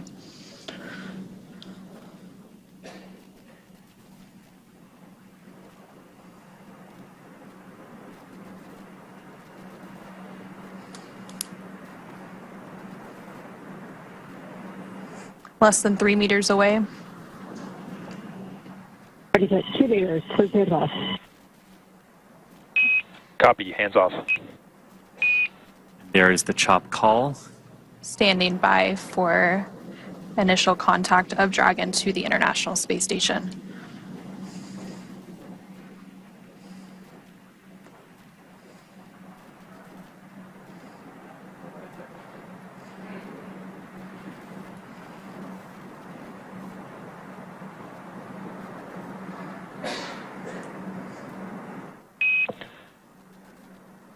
Dragon contact and soft capture complete. And there you heard Dragon has successfully docked to the International Space Station. We have contact and soft capture confirmed. Soft capture meaning that the initial soft capture ring around Dragon has physically connected with the International Docking Adapter. And this is just the first part of the overall docking sequence, Anna. And so we did have that contact confirmed at 9:04 p.m. Pacific, 11:04 p.m. Central, while both Dragon and the International Space Station were flying 260 statute miles. Capture ring retraction in progress.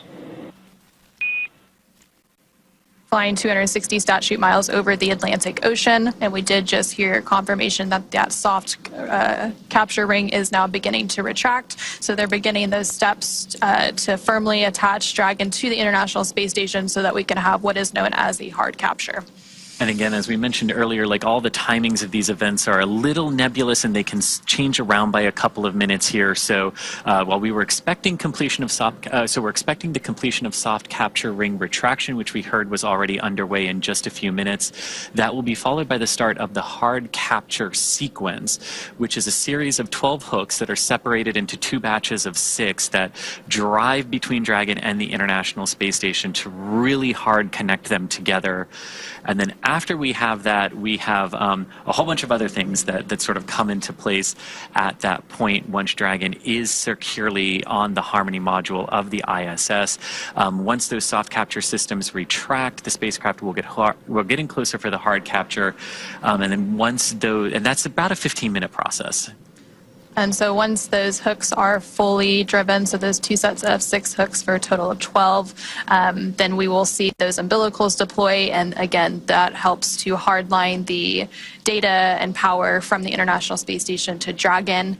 And then the crew on the International Space Station as well as Dragon will get ready for the hatch opening operation. So they will have to pressurize the vestibule. Again, that is that space between the Dragon hatch and the Space Station hatch that was previously exposed to the vacuum of space prior to this docking. Again, we had that docking initial capture at 9:04 p.m. Pacific. So they will work to pressurize that space, perform a series of leak checks, and then once everything is good and they get the go-ahead, they will open those hatches. Again, there's the hatch on Dragon that has to be open as well as the station hatch to then bring the Crew-10 onto the International Space Station. And there you're actually getting a live view from the International Space Station looking at the station hatch that will have to be opened before you can get to the Dragon hatch and bring the crew on board. And they will be welcomed by the Expedition 72 crew. And they will have a brief welcoming ceremony, and then they will go into a safety briefing and get up to speed and adjust to life on station. Again, completing that handover period with the Crew-9 crew before Crew-9 returns home. And then they get to work, because as exciting as the last 28 hours have been from launch until docking, this is just the beginning of a multi-month mission for Crew-10. They're joining the Expedition 72 crew, which has been ongoing for the last few months aboard the International Space Station. And about a month from now, when a Soyuz crew rotation from Russia completes, that will actually mark the start of Expedition 73, which our Crew-10 crew will be joining. And of course, there are about 200 science experiments that the crew will be performing over the course of their multi-month mission up there. And I can't wait to see it and everything that they're going to be able to do up there. So they will be contributing to about 200 different experiments and technology demonstrations from human research. They're doing some flammability studies. Ring retraction complete. Docking sequence is holding for MCS reconfiguration. And we did just hear confirmation that the soft capture ring has been fully retracted. So again, that soft capture that happened with the initial contact about 4 minutes ago at 9:04 p.m. Pacific, 11:04 p.m. Central, as the International Space Station and Dragon were flying over the Atlantic Ocean. They are going to hold that docking's hard capture sequence a little bit to make some final configurations. We do expect that full hard capture process to take about 15 minutes, so we have about 10 or so more minutes to go there. The next step in that process will be to begin to deploy those hooks. Again, there are 12 total hooks that have to fully engage and really bring Dragon in for a nice hard seal to the International Space Station's forward docking port. And sort of like a lot of things with spaceflight, docking is not just a singular instantaneous event when the two vehicles actually meet and connect with one another. There's the soft capture, which we're through with Dragon right now. There's also, like the vehicles are moving in relation to one another at docking, so they've also got to make sure that any motion between them is dampened out and that they're all really ready for that hard capture connection. And there you're seeing a live view on your screen on the right-hand side. That's a view from the International Space Station of the Dragon spacecraft Endurance, now docked to the International Space Station's Node 2 forward docking port. And again, that docking took place at 9:04 p.m. following an approximately 28-hour journey. In Houston, on the Big Loop, MCS configured, proceeding with hook driving. Station copies. And there we hear good confirmation that what we were waiting for there and holding the docking sequence has been, we've gotten through that, and now we are going to begin that hard capture sequence, and that's what you were talking about, Anna, driving the series of 12 hooks, 6 at a time, to form that hard capture. And again, we expect that process to take about 15 minutes, but it really is great to see the Dragon Endurance back on the space station. Its 4th trip to space. This particular capsule has launched the Crew-3, Crew-5, and Crew-7 missions, and of course returned those astronauts safely to Earth. And now it's doing it again for the 4th time for the Crew-10. And it's the 10th total rotational mission for SpaceX flying crew to the International Space Station. Again, we did hear confirmation that the first set of 6 hooks for a total of 12 is now driving. So those will make a hard capture, and then they will drive the second set of 6 hooks. And then from there, we will have confirmation of that hard capture, and then they will deploy some umbilicals and then begin that pressurization and leak check series before we have hatch opening and welcoming Crew-10 on board the International Space Station. Of course, it's been a pretty long journey for Crew-10. They've been traveling for over 28 hours now, following a liftoff yesterday of 7:03 p.m. Eastern, 4:03 p.m. Pacific from NASA's Kennedy Space Center in Florida, Launch Complex 39A. They had approximately 9-minute ride to orbit before we had that orbital insertion and second engine cutoff, and then they've been traveling in free flight since then. We're brief right on in for a picture-perfect docking over the North Atlantic. And so we did have that soft capture at 9:04. Now the first set of 6 hooks has fully closed, and now the second set of 6 hooks is driving. Once that second and final set of hooks finishes closing and driving, we will have that hard capture complete. And then from there, they will, of course, begin the pressurization process of the vestibule. And of course, part of Crew-10's arrival at the space station means that it's time for another crew who's been up there for a few months to come on home. So a few days after Crew-10, now that Crew-10 has docked, in a few days we will have the planned undocking and return of Crew-9, which includes NASA astronauts Nick Hague, Butch Wilmore, and Sunita Williams, as well as Roscosmos cosmonaut Alexander Gorbanov. Two of them have been up there since September.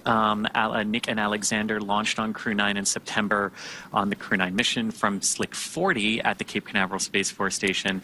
And of course, Butch and Sunny were already on the space station and joined Crew-9 and will now be coming home on Dragon. So they will do that brief handover period. The handover period between crews is pretty typical. We like to ensure a continuous presence of U.S. crew, and then the Crew-9 will help bring Crew-10 up to speed as the new arrivals and get them adjusted to space station life before they return home. And so that second set of 6 hooks continues to drive. We had that initial docking about 10 minutes ago at 9:04 p.m. Pacific, and typically it takes about 15 minutes to have hard capture complete, so we should be approaching that milestone here shortly. And as all of that is happening and those umbilicals are being connected, hard capture complete.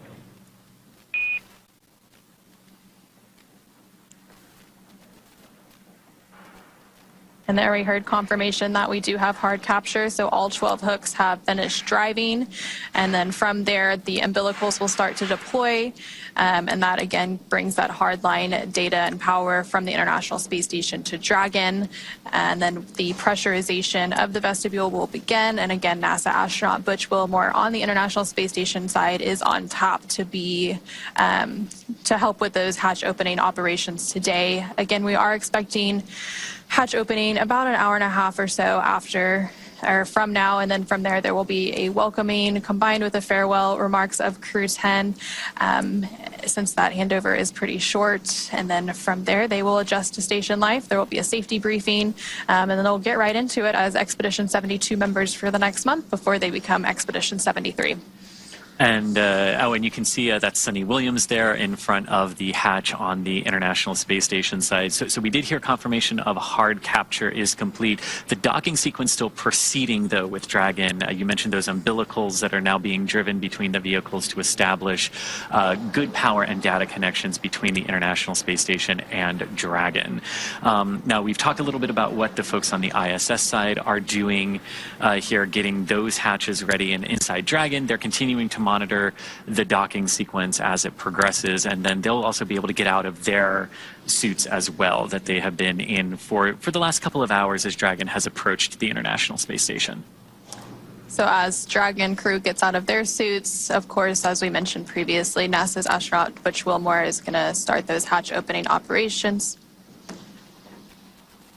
And there on your screen, you are seeing NASA astronaut Nick Hague as well as Roscosmos cosmonaut Ovchinin as they stand by to greet Crew-10 members and welcome them as part of the International Space Station crew. Again, they are going to get that pressurization process underway here shortly, and they will pressurize that area known as the vestibule, which is the area between the Dragon hatch and the station hatch that was previously exposed to the vacuum of space. And then once that happens, they will conduct a series of leak checks. And there on your screen, you just saw NASA astronaut Sunny Williams actually floating right in front of that hatch that will be open in just a little bit.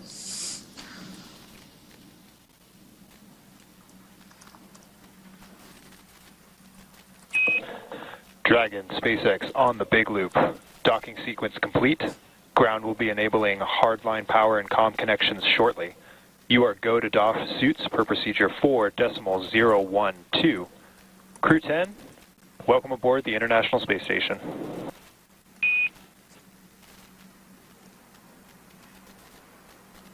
SpaceX, Houston, and ISS. This is Dragon mission specialist Takuya Onishi on the big loop. We copy the docking sequence is complete. We are go for 4.012 for doffing suits. And on behalf of the entire crew, I would like to thank all the partners, especially our SpaceX friends who trained us and enabled us to safely arrive at the International Space Station. It was so amazing to see the ISS shining in the darkness of space and symbolizing human beings, technology, and international cooperation. And it's such a great honor for us to be part of this program. We have a lot of exciting work ahead of us that we are looking forward to. Again, thank you very much to everybody who helps us to get here.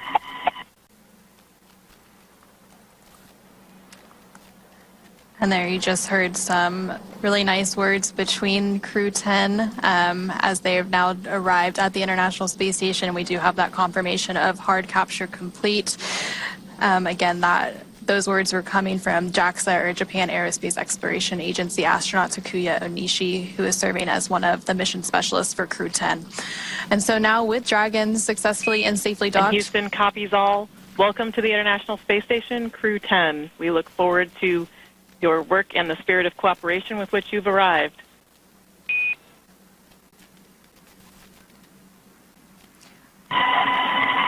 Thank you very much, Tess. And there's some words from the capsule communicator, Capcom, in Houston and the International Space Station Flight Control Room. Back to Crew-10, and again, now with Dragon docked, that's going to wrap us up for our coverage here in Hawthorne, but our coverage for Crew-10 won't stop there.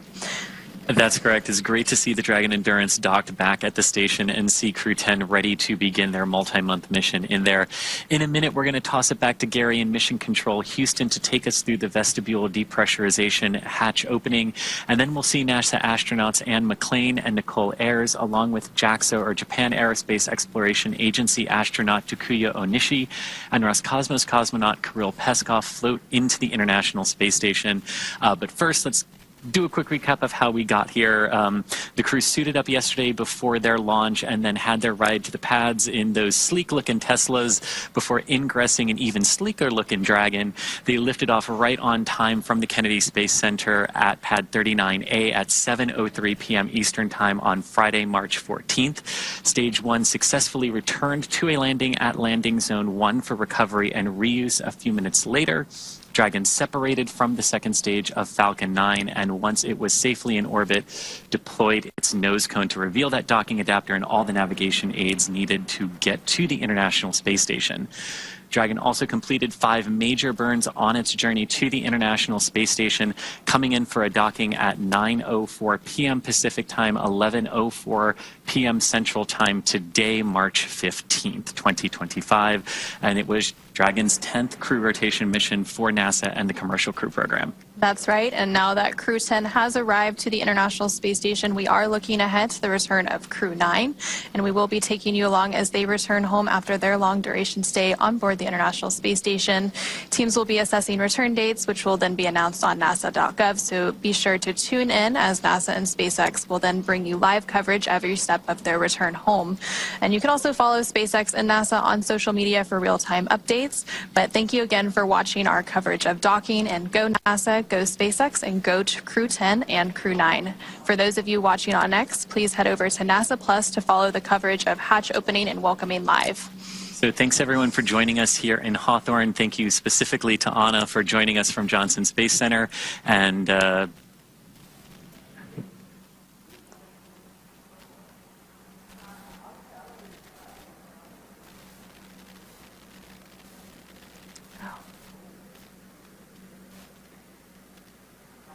And thank you, everyone, again for tuning in. We'll now go ahead and pass it over to NASA's Gary Jordan at the Johnson Space Center in Houston, who will continue sharing the mission of hatch opening and welcoming as the crew prepares to board their home for the next few months, the International Space Station. Thank you so much.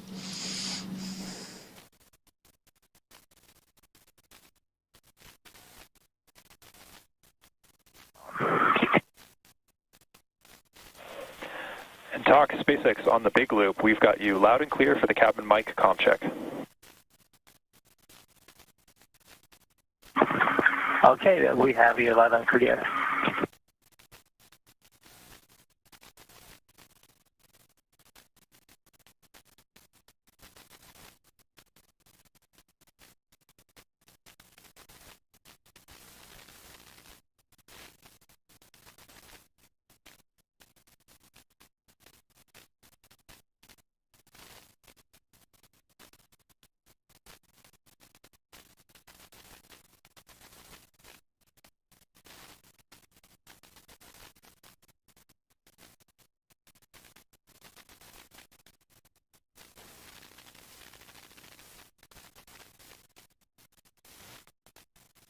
This is Mission Control Houston. You're looking at a live view of the International Space Station Flight Control Room. Thanks to Anna and Chris over in SpaceX Mission Control in Hawthorne, California. We just wrapped up our joint coverage of Crew-10's arrival to the International Space Station, docking at 11:04 p.m. Central Time, 9:04 p.m. Pacific. The International Space Station and Dragon were flying 260 statute miles over the Atlantic Ocean at the time of docking. Now that the docking sequence is complete, which means the ring is fully retracted, hooks are driven, and the umbilical is extended, draw power from the International Space Station, and transfer data, crew inside Dragon is getting prepared for the next set of procedures to configure Dragon in such a way for its extended stay aboard the International Space Station, while the crew aboard the International Space Station prepares for opening up the hatches on the other side. Now, the hatch opening sequence is quite extensive. We're expecting the Dragon hatch to be opened a little less than an hour and a half from now. The projected time is 12:45 a.m. Central Time on March 16th. However, this is a variable time. It is the expected time that the Dragon hatch will open. Shortly after, we are planning a welcome ceremony as well as a farewell ceremony, given a shorter duration handover period for the crew aboard the International Space Station before Crew-9 undocks. We will say hello to the Crew-10 astronauts and cosmonaut aboard the International Space Station, welcomed by Expedition 72, while Crew-9 says farewell ahead of their next few days of getting their SpaceX Dragon spacecraft configured for undock and return to splash down off the coast of Florida. Right now you're looking at Dragon Endurance docked to the forward port of the International Space Station. Crew-9 Dragon docked to the Zenith port.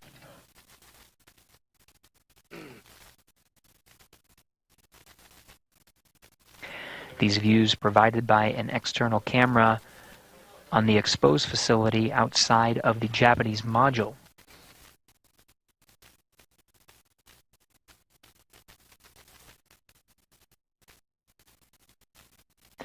Right now we are in an orbital sunrise, so we are seeing Dragon being illuminated by the sun as we cross the Terminator line. We're just west off the coast of South Africa now, 267 statute miles right above that coast, in fact, on a southeast trajectory, heading into an orbital daytime, starting to see the horizon of Earth being illuminated by this view. We're again following the procedures inside the International Space Station.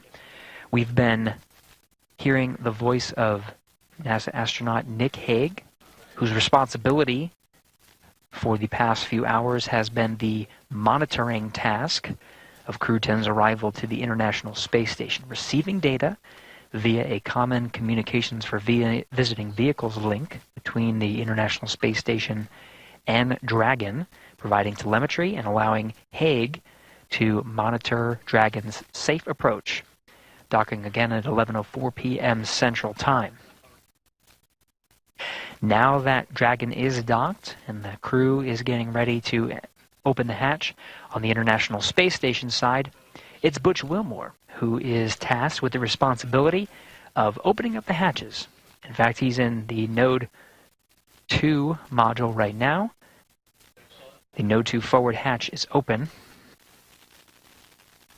Throughout our coverage today, it will take some time to open up those hatches. It's quite a lengthy procedure that needs to be done carefully, and we will be continuing to orbit the Earth, handing over between our coverage of TDRS satellites that are providing video from the International Space Station. We're now in a short handover period and expecting to regain those views very shortly.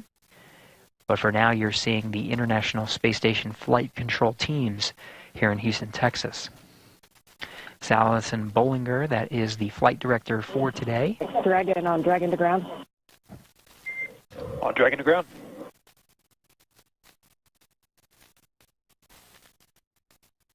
Station coming a little broken. Wondering if you're going. And Houston on 2, you copy my last. Negative, Butch. We got you in a handover. The urine hose for the procedure. Negative, Butch.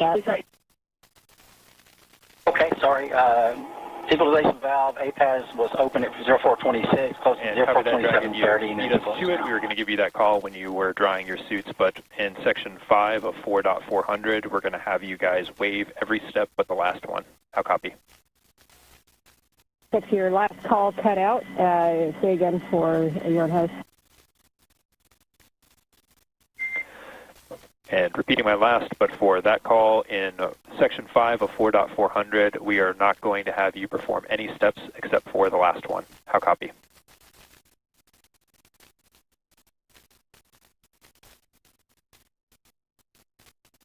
SpaceX Dragon, your call keeps cutting out after about a sentence. Trying again shorter, do not perform section 5. How copy?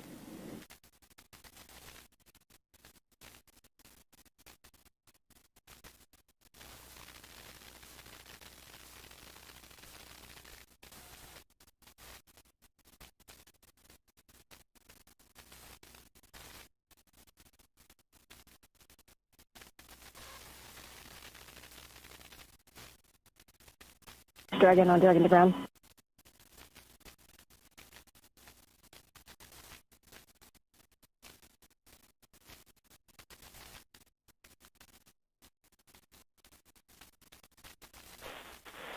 And Dragon SpaceX on the big loop, with Dragon to ground being in and out, we can report here that there's no need to perform section 5 of 4.400. How copy?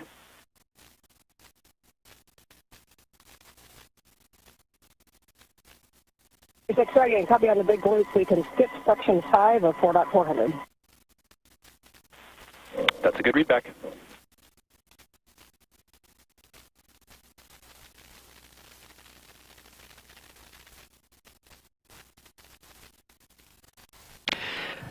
This is Mission Control Houston following along through the procedures. Crew-10 working through the steps inside Dragon Endurance, a view from which you are seeing the outside of the spacecraft from a camera mounted on the exposed facility of the Japanese module.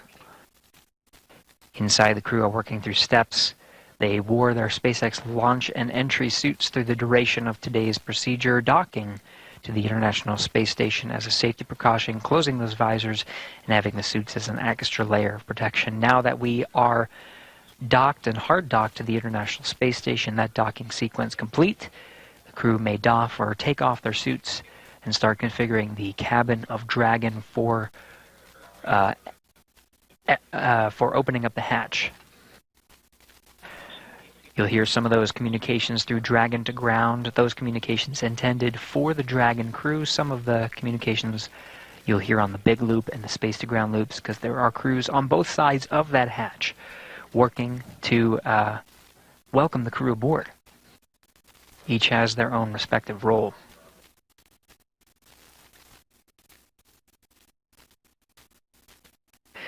Again, while the Endurance crew works to doff their suits and configure the Dragon cabin, International Space Station flight engineers working to open up the hatches and welcome the crew aboard. Confirm that the Node 2 forward hatch is already opened inside of Node 2.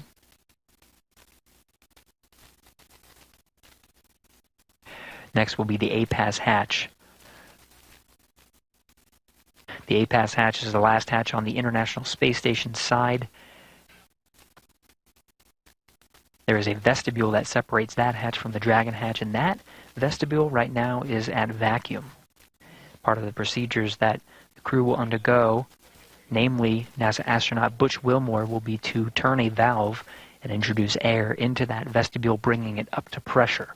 Pressure inside the International Space Station and Dragon is that of sea level, 14.7 psi. The procedure to take that vestibule up to vacuum is slow and steady. They make sure that there are no leaks at about 5 pounds per square inch, settling there, making sure that there are no leaks present before bringing it fully up to pressure at 14.7 psi. ISS power connection established.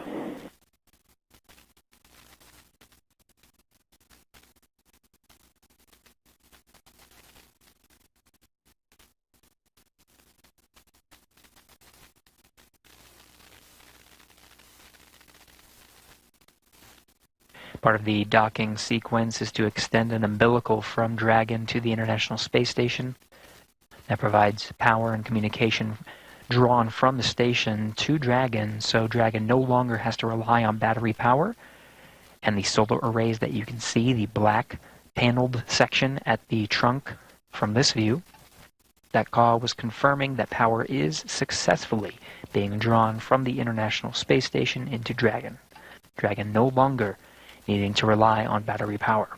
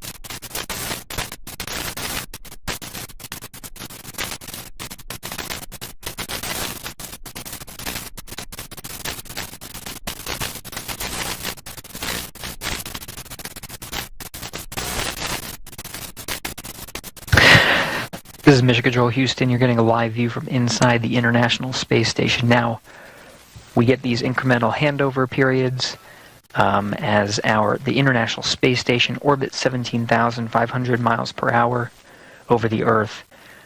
They're communicating with several geosynchronous satellites that are positioned also around the Earth and have to point the antenna in a certain way. So these handovers are anticipated as we hand over from satellite to satellite. Nick Hague and many of the other astronauts, of course, working through, eagerly awaiting to greet the Crew-10 astronauts. You saw the mask that Hague was donning. That is still Hague. He and the other crew members are working through the procedures. Though they are quite excited, you can hear the tone of the crew on board. Go ahead on the big loop. Okay, we are complete through section 5 of 4.400 and ready for hatch equalization. And then for 4.012, we're tracking 42 minutes of suit dry time in section 5.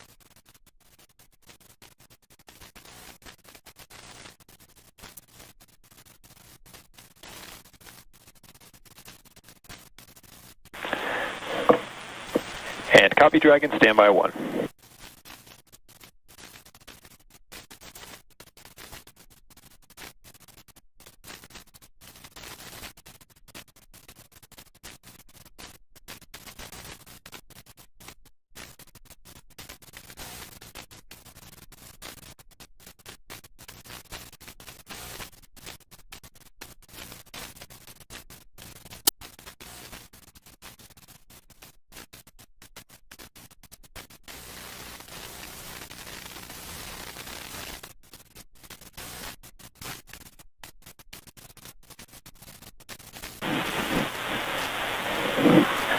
And Dragon SpaceX on the big loop.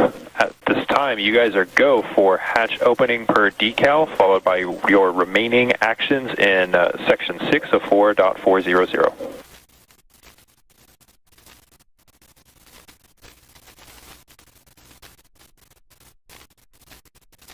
Dragon companies go for Dragon forward hatch and then remaining steps in section 6. Good readback.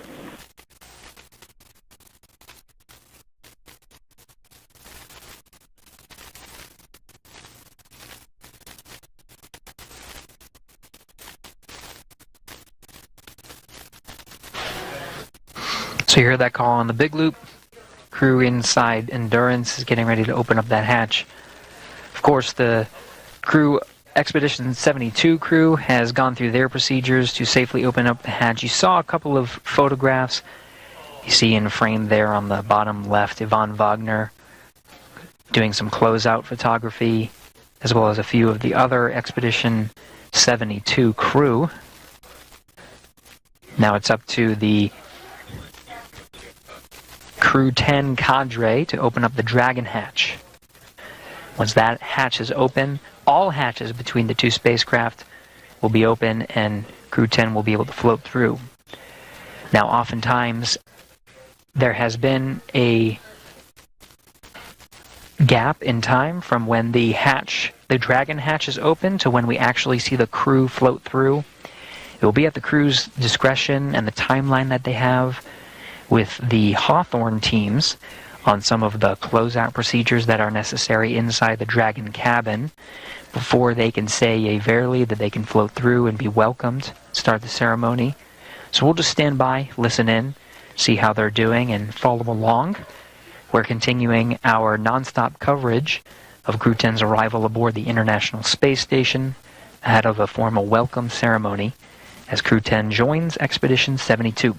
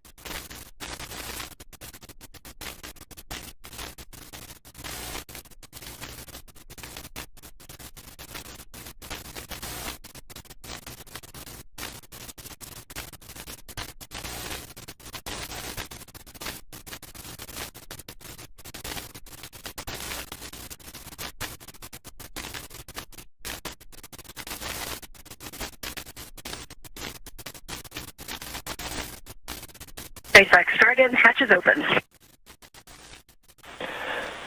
SpaceX copies, hatch open at 0535 UTC.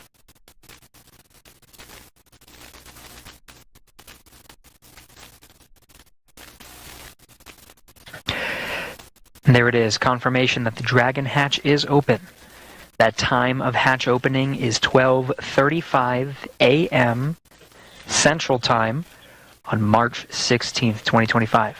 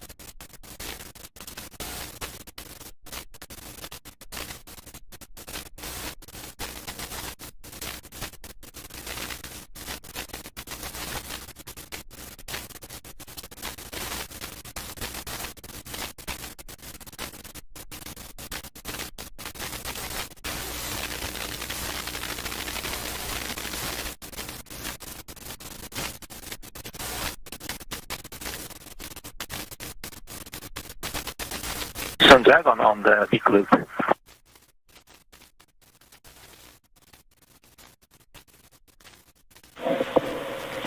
Go ahead, talk.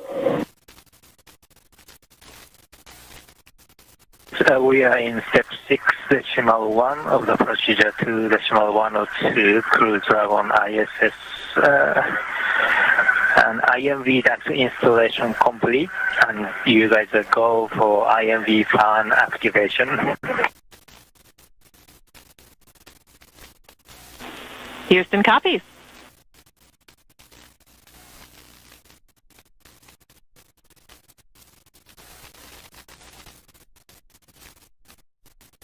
And Houston Dragon, do we have a go for wire cartridge config?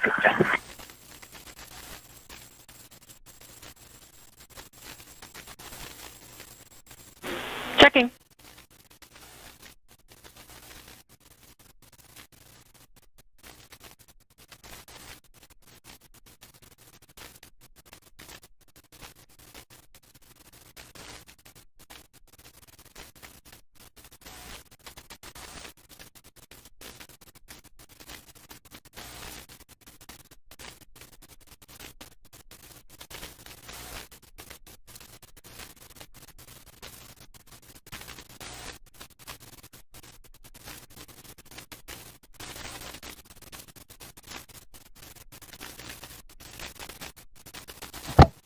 Standing by for words from Expedition 72. You see the bell in position that will be rung. Audio will be streamed down of the bell welcoming the crew. More Expedition 72 members coming through. Dragon Houston, you are go in step 6.3.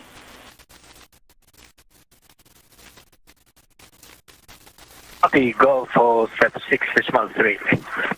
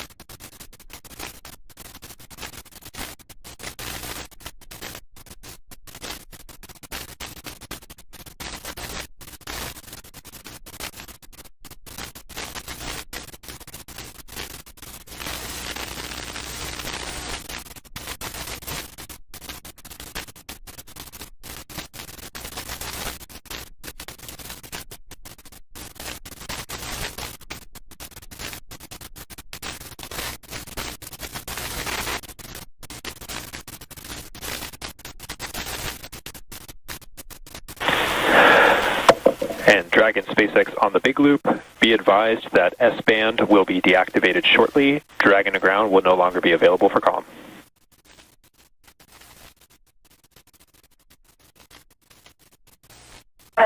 Dragon copy.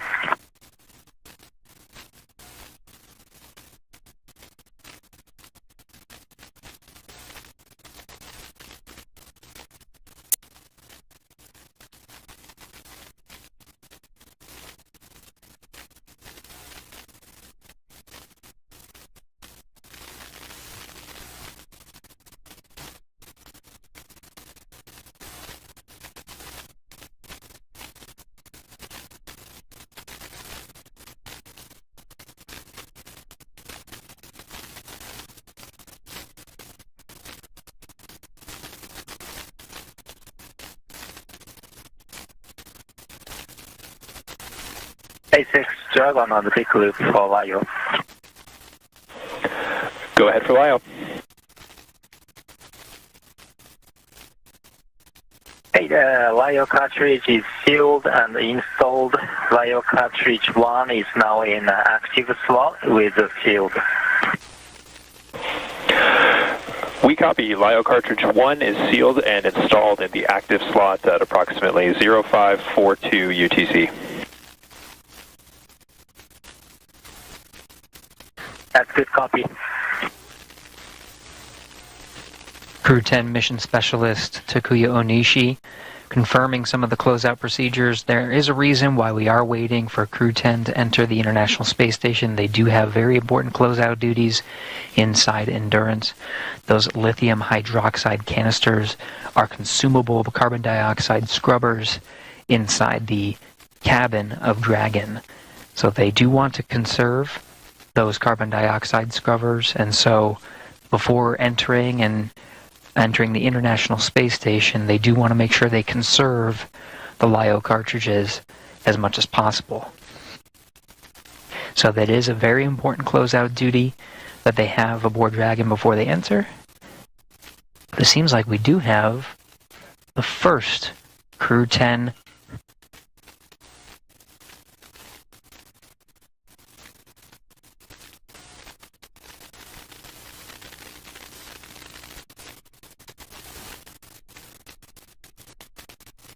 Onishi, the first Crew-10 astronaut through the hatch, followed by Peskov,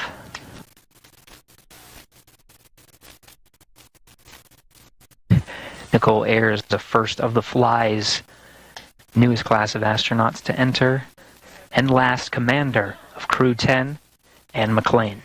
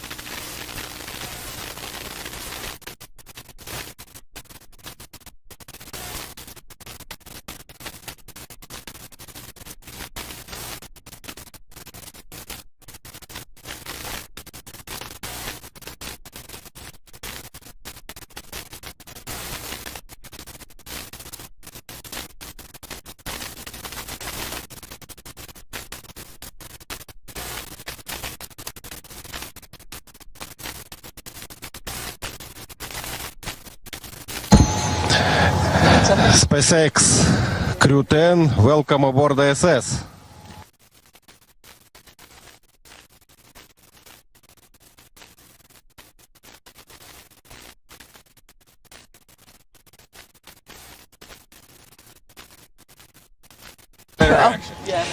Well, hey everybody down there on Earth. Not hot on the mic. I know. Is the receiver? Oh, yeah, we're on. Okay, got it. Okay. All right, They I thought changed at the last minute. Got it. I lost my touch there for a sec. Hey, Crew-10 has had a great journey up here, about 28 hours to get back up to the space station, and I cannot tell you the immense joy of our crew when we looked out the window and we saw the space station for the first time. Returning for a couple of people, very first time for a couple of people. And let me tell you, that is such an amazing journey.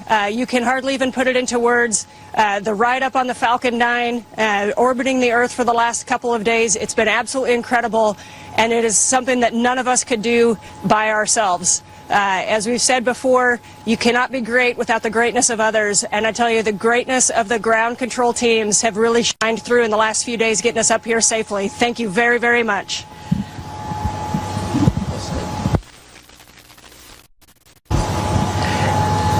Hey, from the bottom of my heart, thanks to our families, friends, and our colleagues from all the partners, SpaceX, NASA, CSA, ESA, Roscosmos, and JAXA, for preparing us and making it possible for us to get here. And we are so excited to now be officially part of the Expedition 72. Thank you guys. And I want to say a couple of words in Japanese from here. 日本の皆さん応援ありがとうございました。元気にここまで ISS まで帰ってくることができました。明日からまた、一生懸命、希望でのサイエンス等を含めていろんなタスクを頑張っていきたいと思います。ぜひ応援よろしくお願いします。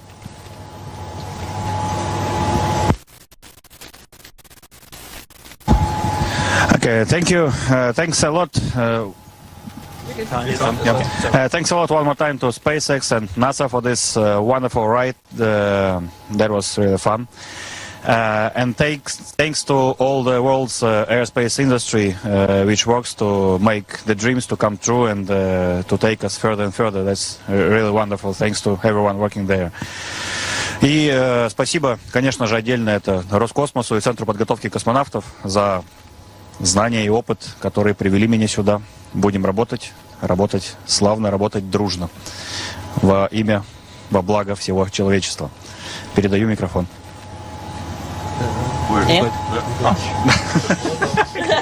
Потерялся. I'd like to just say again, thank you to SpaceX for the awesome ride up here. As a rookie, that was one of the coolest things I've ever done, and I can't wait to get to work up here. So excited for the 4 pilots and us that just got to get to space together, and now we're 4 astronauts together. So thank you to all of our friends and families, and thank you to all of the instructors and all of the ground teams who got us here. Can't wait to get started.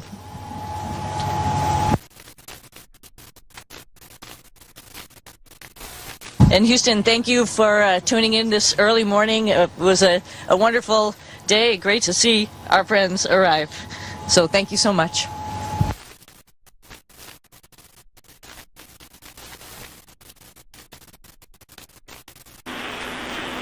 Thanks to all participants. Station, we're now attached to the Dragon hatch. Now you'll notice it's the Dragon hatch because this hatch, of course, will be opened, but the Dragon hatch has a window at the center of the hatch.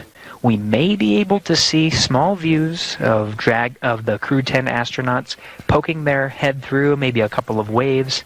Of course, it's pretty crowded now. Some excited Expedition 72 astronauts and cosmonauts awaiting the Crew-10's arrival. Wilmore now working through those procedures now. You can see he's wearing gloves and inspecting the area for any debris. This is a very carefully choreographed set of procedures that he's undergoing right now. Yvonne Wagner and Sonny Williams photographing each other, of course, but the cameras they have in tow. Some will be used for engineering purposes to photograph and inspect some areas of the hatchway. These will be sent down to the ground and analyzed by engineers to make sure that everything is good. Part of the standard procedures that are necessary for opening up the hatches.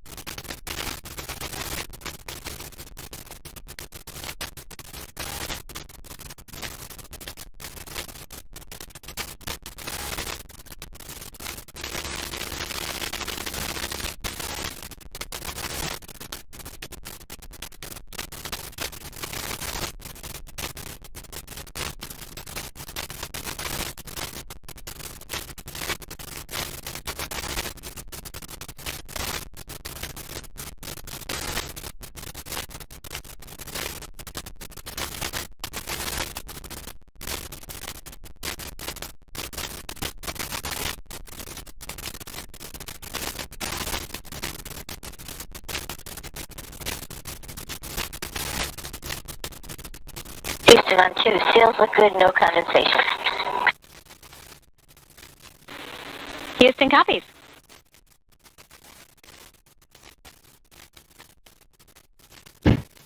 Station hatch is now open.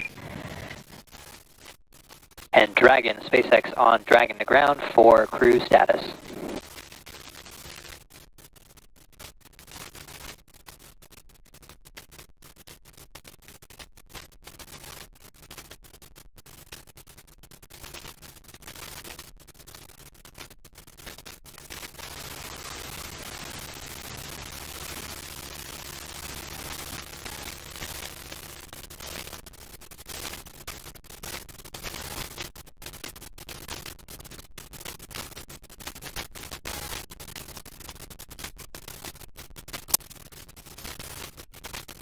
Vapor on Dragon to ground. Go ahead.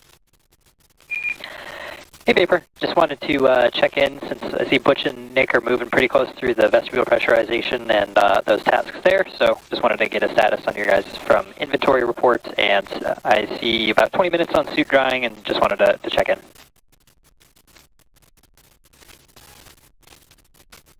Yep, we're tracking about 20 minutes on suit drying as well.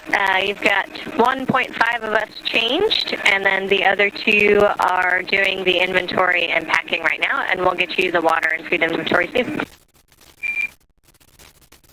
Okay, SpaceX copies all.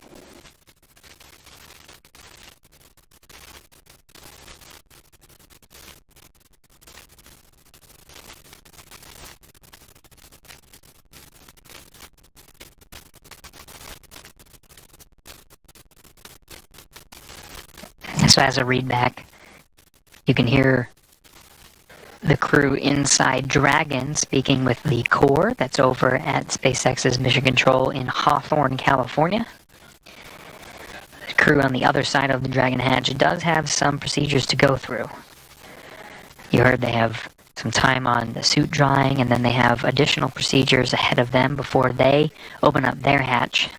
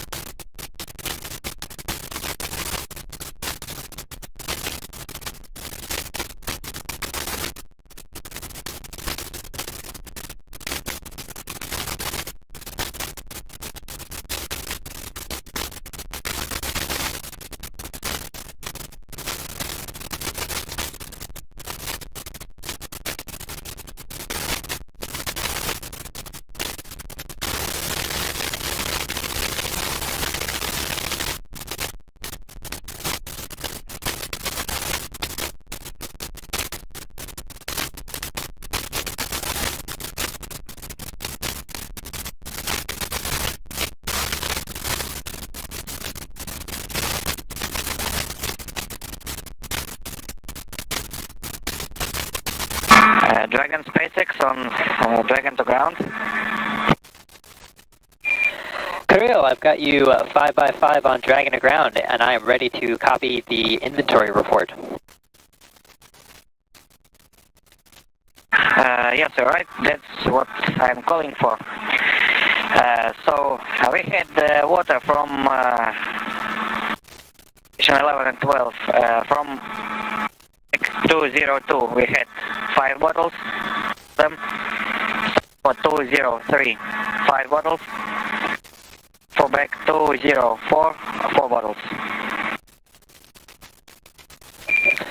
Okay, I copy bag 202 and 203 were 5 bottles each, and 204 was 4 bottles.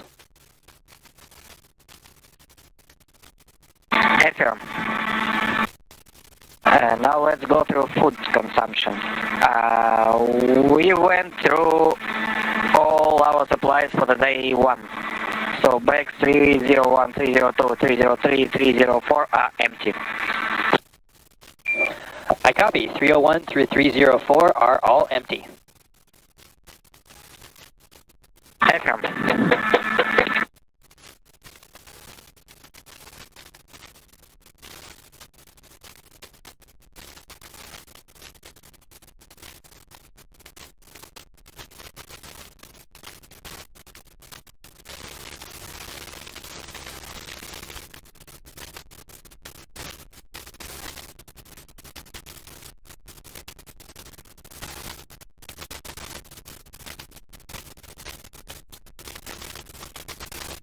Houston, we're up to step 4.9.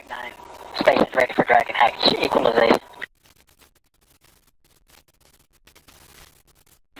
Houston copies.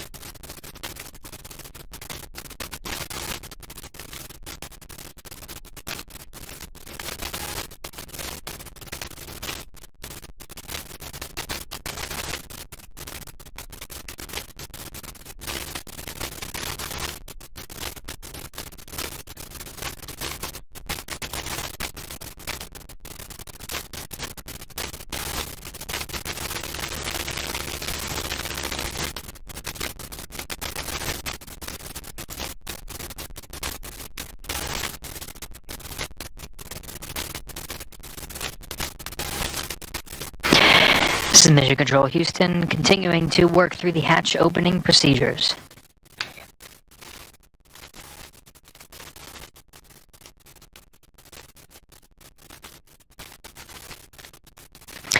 Outside of some of the channels that we patched through, that's part of the Big Loop communications. You could hear Sonny Williams and Don Pettit use a microphone to set up for the welcome ceremony. That will be occurring shortly after Dragon hatch is opened. Once again, the 8-pass hatch is opened. You can see the crew in the back has been configuring the hatch. Once it's opened, they scan the area for any FOD or foreign object debris, and they photograph some of the area. That was some of the flashes you were seeing. Those images are downlinked to teams here on the ground, engineers that analyze and make sure that everything's safe. As precautionary measures, they detach the docking target. That's an extended pole that sticks out from the center of the A-pass hatch on the other side that was used as literally the target that we saw as Dragon was approaching the forward hatch. So that was removed. The hatch itself is covered with some fabric. All of these safety measures to protect the crew as they ingress into the International Space Station and again are greeted by the Expedition 72 crew. Now on the other side of the hatch, the Dragon crew has their own set of procedures, while the station crew is focused on ensuring that hatch opening procedures are underway. They go through those step-by-step written procedures that have been directed and sent up to them from the ground to make sure they're doing everything safely. The same thing is happening on the Dragon side. The teams in Hawthorne, SpaceX teams, are walking the Dragon crew through their closeout procedures. They have to dry their suits. They have to change into their garments that they'll wear for the welcome ceremony, similar to, polos and attire that you see here. We'll see the Dragon crew wearing, ideally, something similar. And they'll Dragon on the big loop.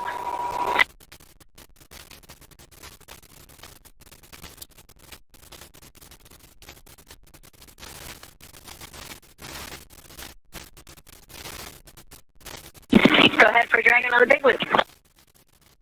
Hey, can you open your cover to the hatch window cover? Stand by. Give us about 2 to 3 minutes. Okay.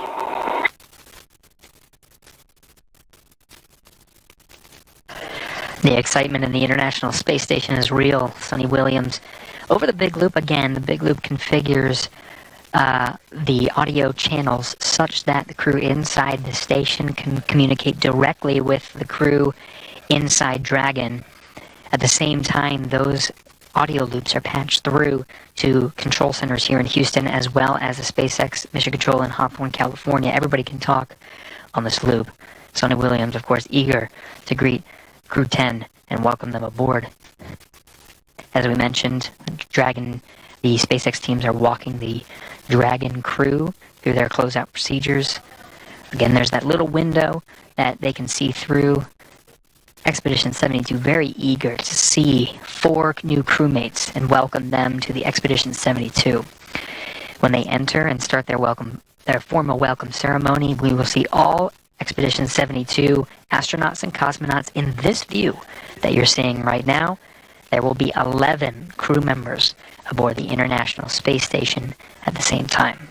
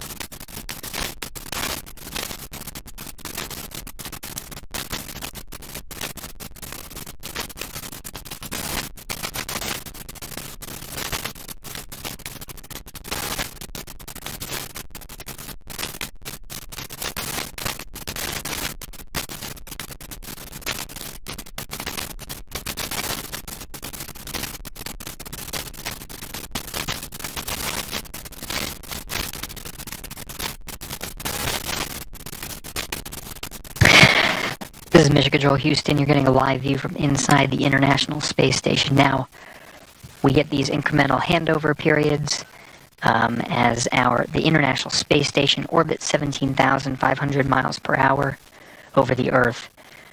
They're communicating with several geosynchronous satellites that are positioned also around the Earth and have to point the antenna in a certain way. So these handovers are anticipated as we hand over from satellite to satellite. Nick Hague and many of the other astronauts, of course, working through, eagerly awaiting to greet the Crew-10 astronauts. You saw the mask that Hague was donning. That is still Hague. He and the other crew members are working through the procedures. Though they are quite excited, you can hear the tone of the crew on board. Go ahead on the big loop. Okay, we are complete through section 5 of 4.400 and ready for hatch equalization. And then for 4.012, we're tracking 42 minutes of suit dry time in section 5.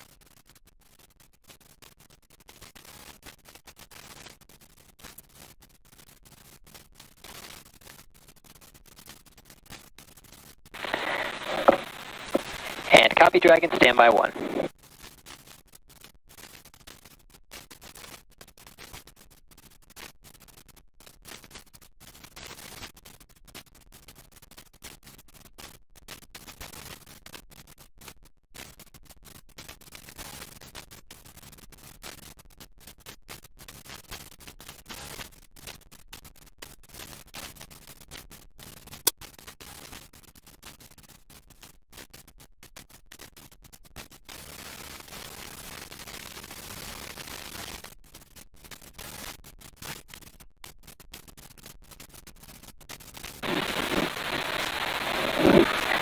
And Dragon SpaceX on the big loop. At this time, you guys are go for hatch opening per decal, followed by your remaining actions in section 6 of 4.400.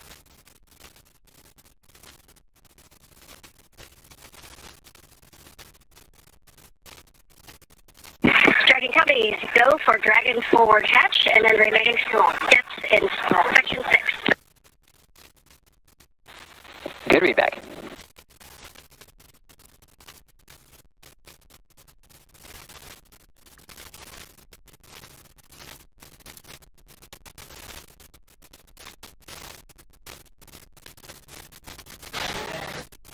So you heard that call on the big loop. Crew inside Endurance is getting ready to open up that hatch. Of course, the crew, Expedition 72 crew, has gone through their procedures to safely open up the hatch. You saw a couple of photographs. You see in frame there on the bottom left, Yvonne Wagner doing some closeout photography, as well as a few of the other Expedition 72 crew. Now it's up to the Crew-10 cadre to open up the Dragon hatch. Once that hatch is open, all hatches between the two spacecraft will be open and Crew-10 will be able to float through. Now, oftentimes, there has been a gap in time from when the Dragon hatch is open to when we actually see the crew float through.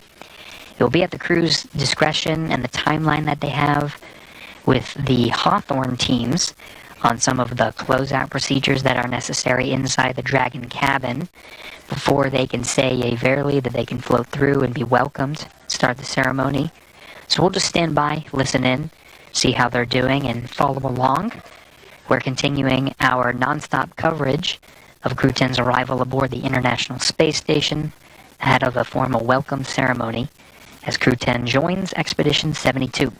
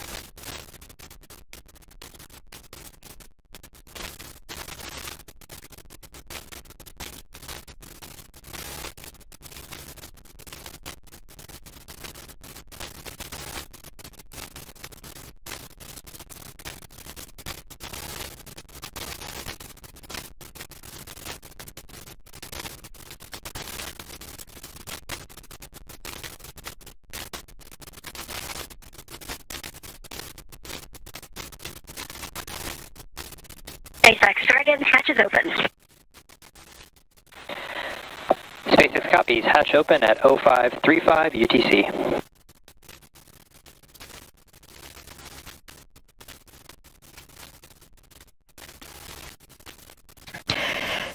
And there it is, confirmation that the Dragon hatch is open. That time of hatch opening is 12:35 a.m. Central Time on March 16th, 2025.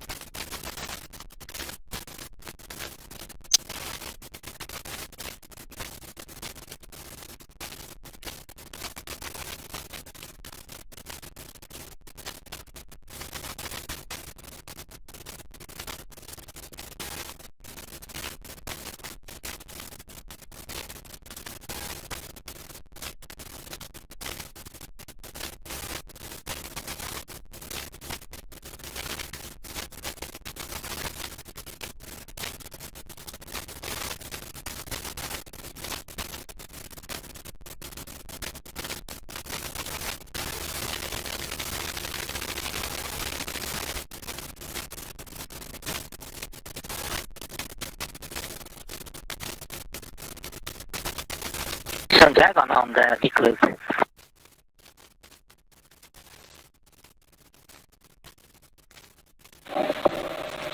Go ahead, talk. We are in step 6.1 of the procedure 2.102 Crew Dragon ISS and IMV duct installation complete, and you guys go for IMV fan activation. Houston copies.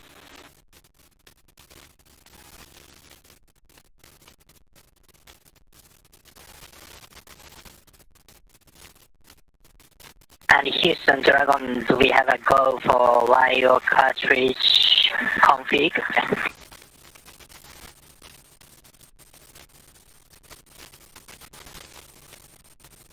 Checking.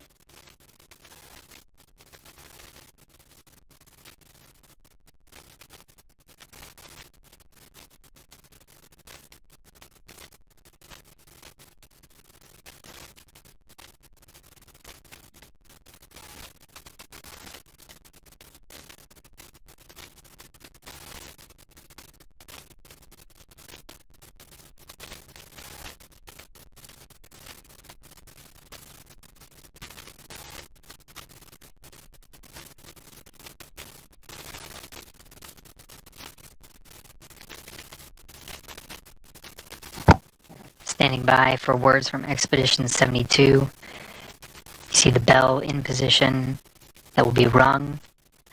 Audio will be streamed down of the bell welcoming the crew. More Expedition 72 members come through. Dragon, Houston, you are go in step 6.3.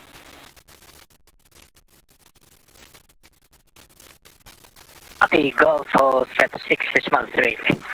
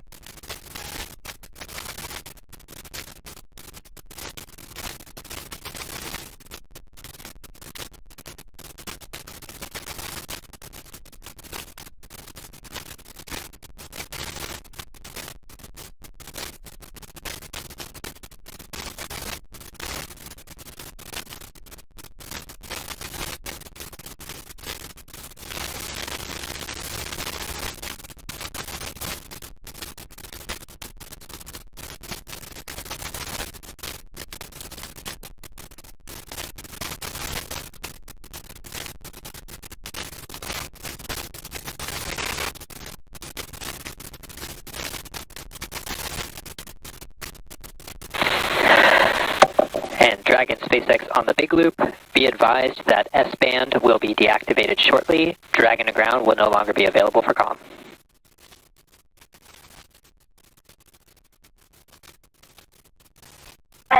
Dragon copy.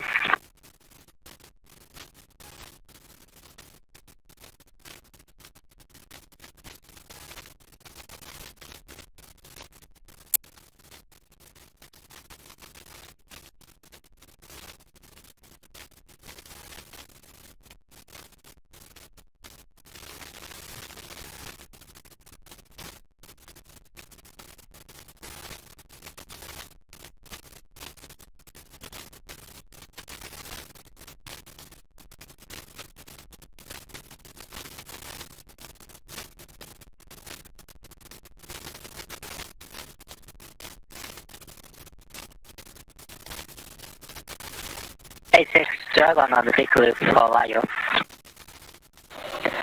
Go ahead for LIO. LIO cartridge is sealed and installed. LIO cartridge 1 is now in active slot with the field. We copy. LIO cartridge 1 is sealed and installed in the active slot at approximately 0542 UTC. That's good copy. Crew-10 mission specialist Takuya Onishi confirming some of the closeout procedures. There is a reason why we are waiting for Crew-10 to enter the International Space Station. They do have very important closeout duties inside Endurance. Those lithium hydroxide canisters are consumable carbon dioxide scrubbers inside the cabin of Dragon. So they do want to conserve those carbon dioxide scrubbers, and so before entering the International Space Station, they do want to make sure they conserve the LIO cartridges as much as possible. So that is a very important closeout duty that they have aboard Dragon before they enter. But it seems like we do have the first Crew-10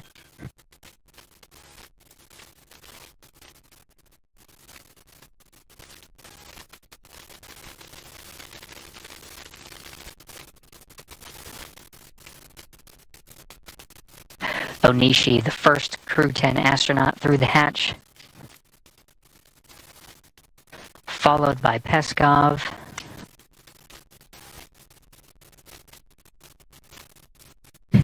Nicole Ayers, the first of the Fly's newest class of astronauts to enter, and last commander of Crew-10, Anne McLean.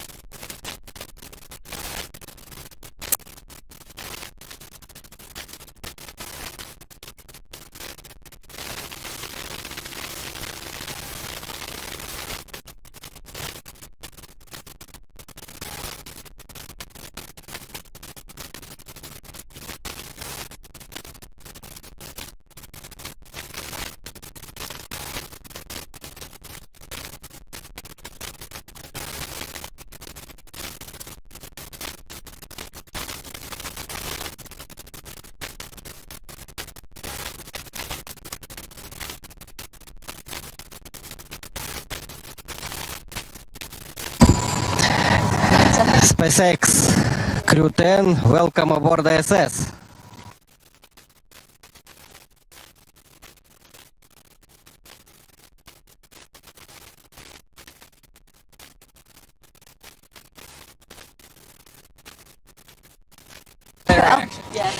Well, hey everybody down there on Earth. Not hot on the mic. I know. Is the receiver? Oh, yeah, we're on. Okay, got it. Okay. All right, I thought, Changed it the last minute. Got it. thought I lost my touch there for a sec. Hey, Crew-10 has had a great journey up here, about 28 hours to get back up to the space station, and I cannot tell you the immense joy of our crew when we looked out the window and we saw the space station for the first time. Returning for a couple of people, very first time for a couple of people. And let me tell you, that is such an amazing journey. You can hardly even put it into words. The ride up on the Falcon 9, orbiting the Earth for the last couple of days, it's been absolutely incredible, and it is something that none of us could do by ourselves. As we've said before, you cannot be great without the greatness of others, and I tell you, the greatness of the ground control teams have really shined through in the last few days getting us up here safely. Thank you very, very much.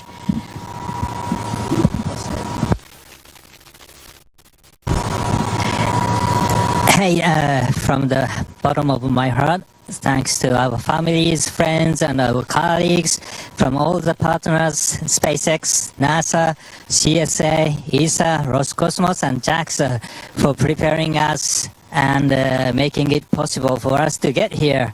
And we are so excited to now be officially part of the Expedition 72. Thank you guys. And I want to say a couple of words in Japanese from here. 日本の皆さん応援ありがとうございました。元気にここまで ISS まで帰ってくることができました。明日からまた、一生懸命、希望でのサイエンスと含めていろんなタスクを頑張っていきたいと思います。ぜひ応援よろしくお願いします。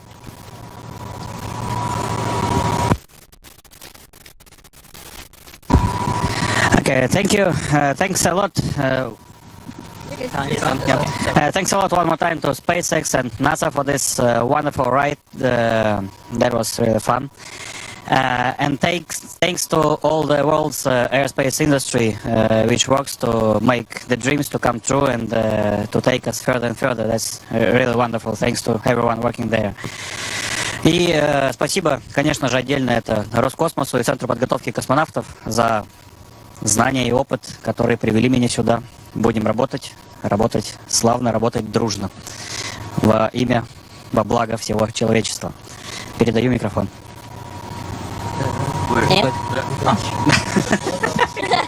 Потерялся.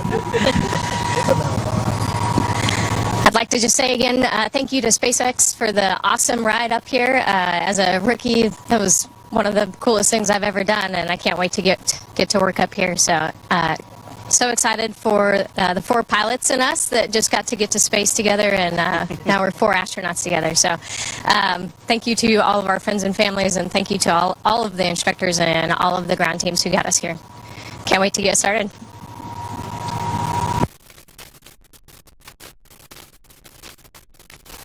And Houston, thank you for tuning in this early morning. It was a wonderful day. Great to see our friends arrive. So thank you so much.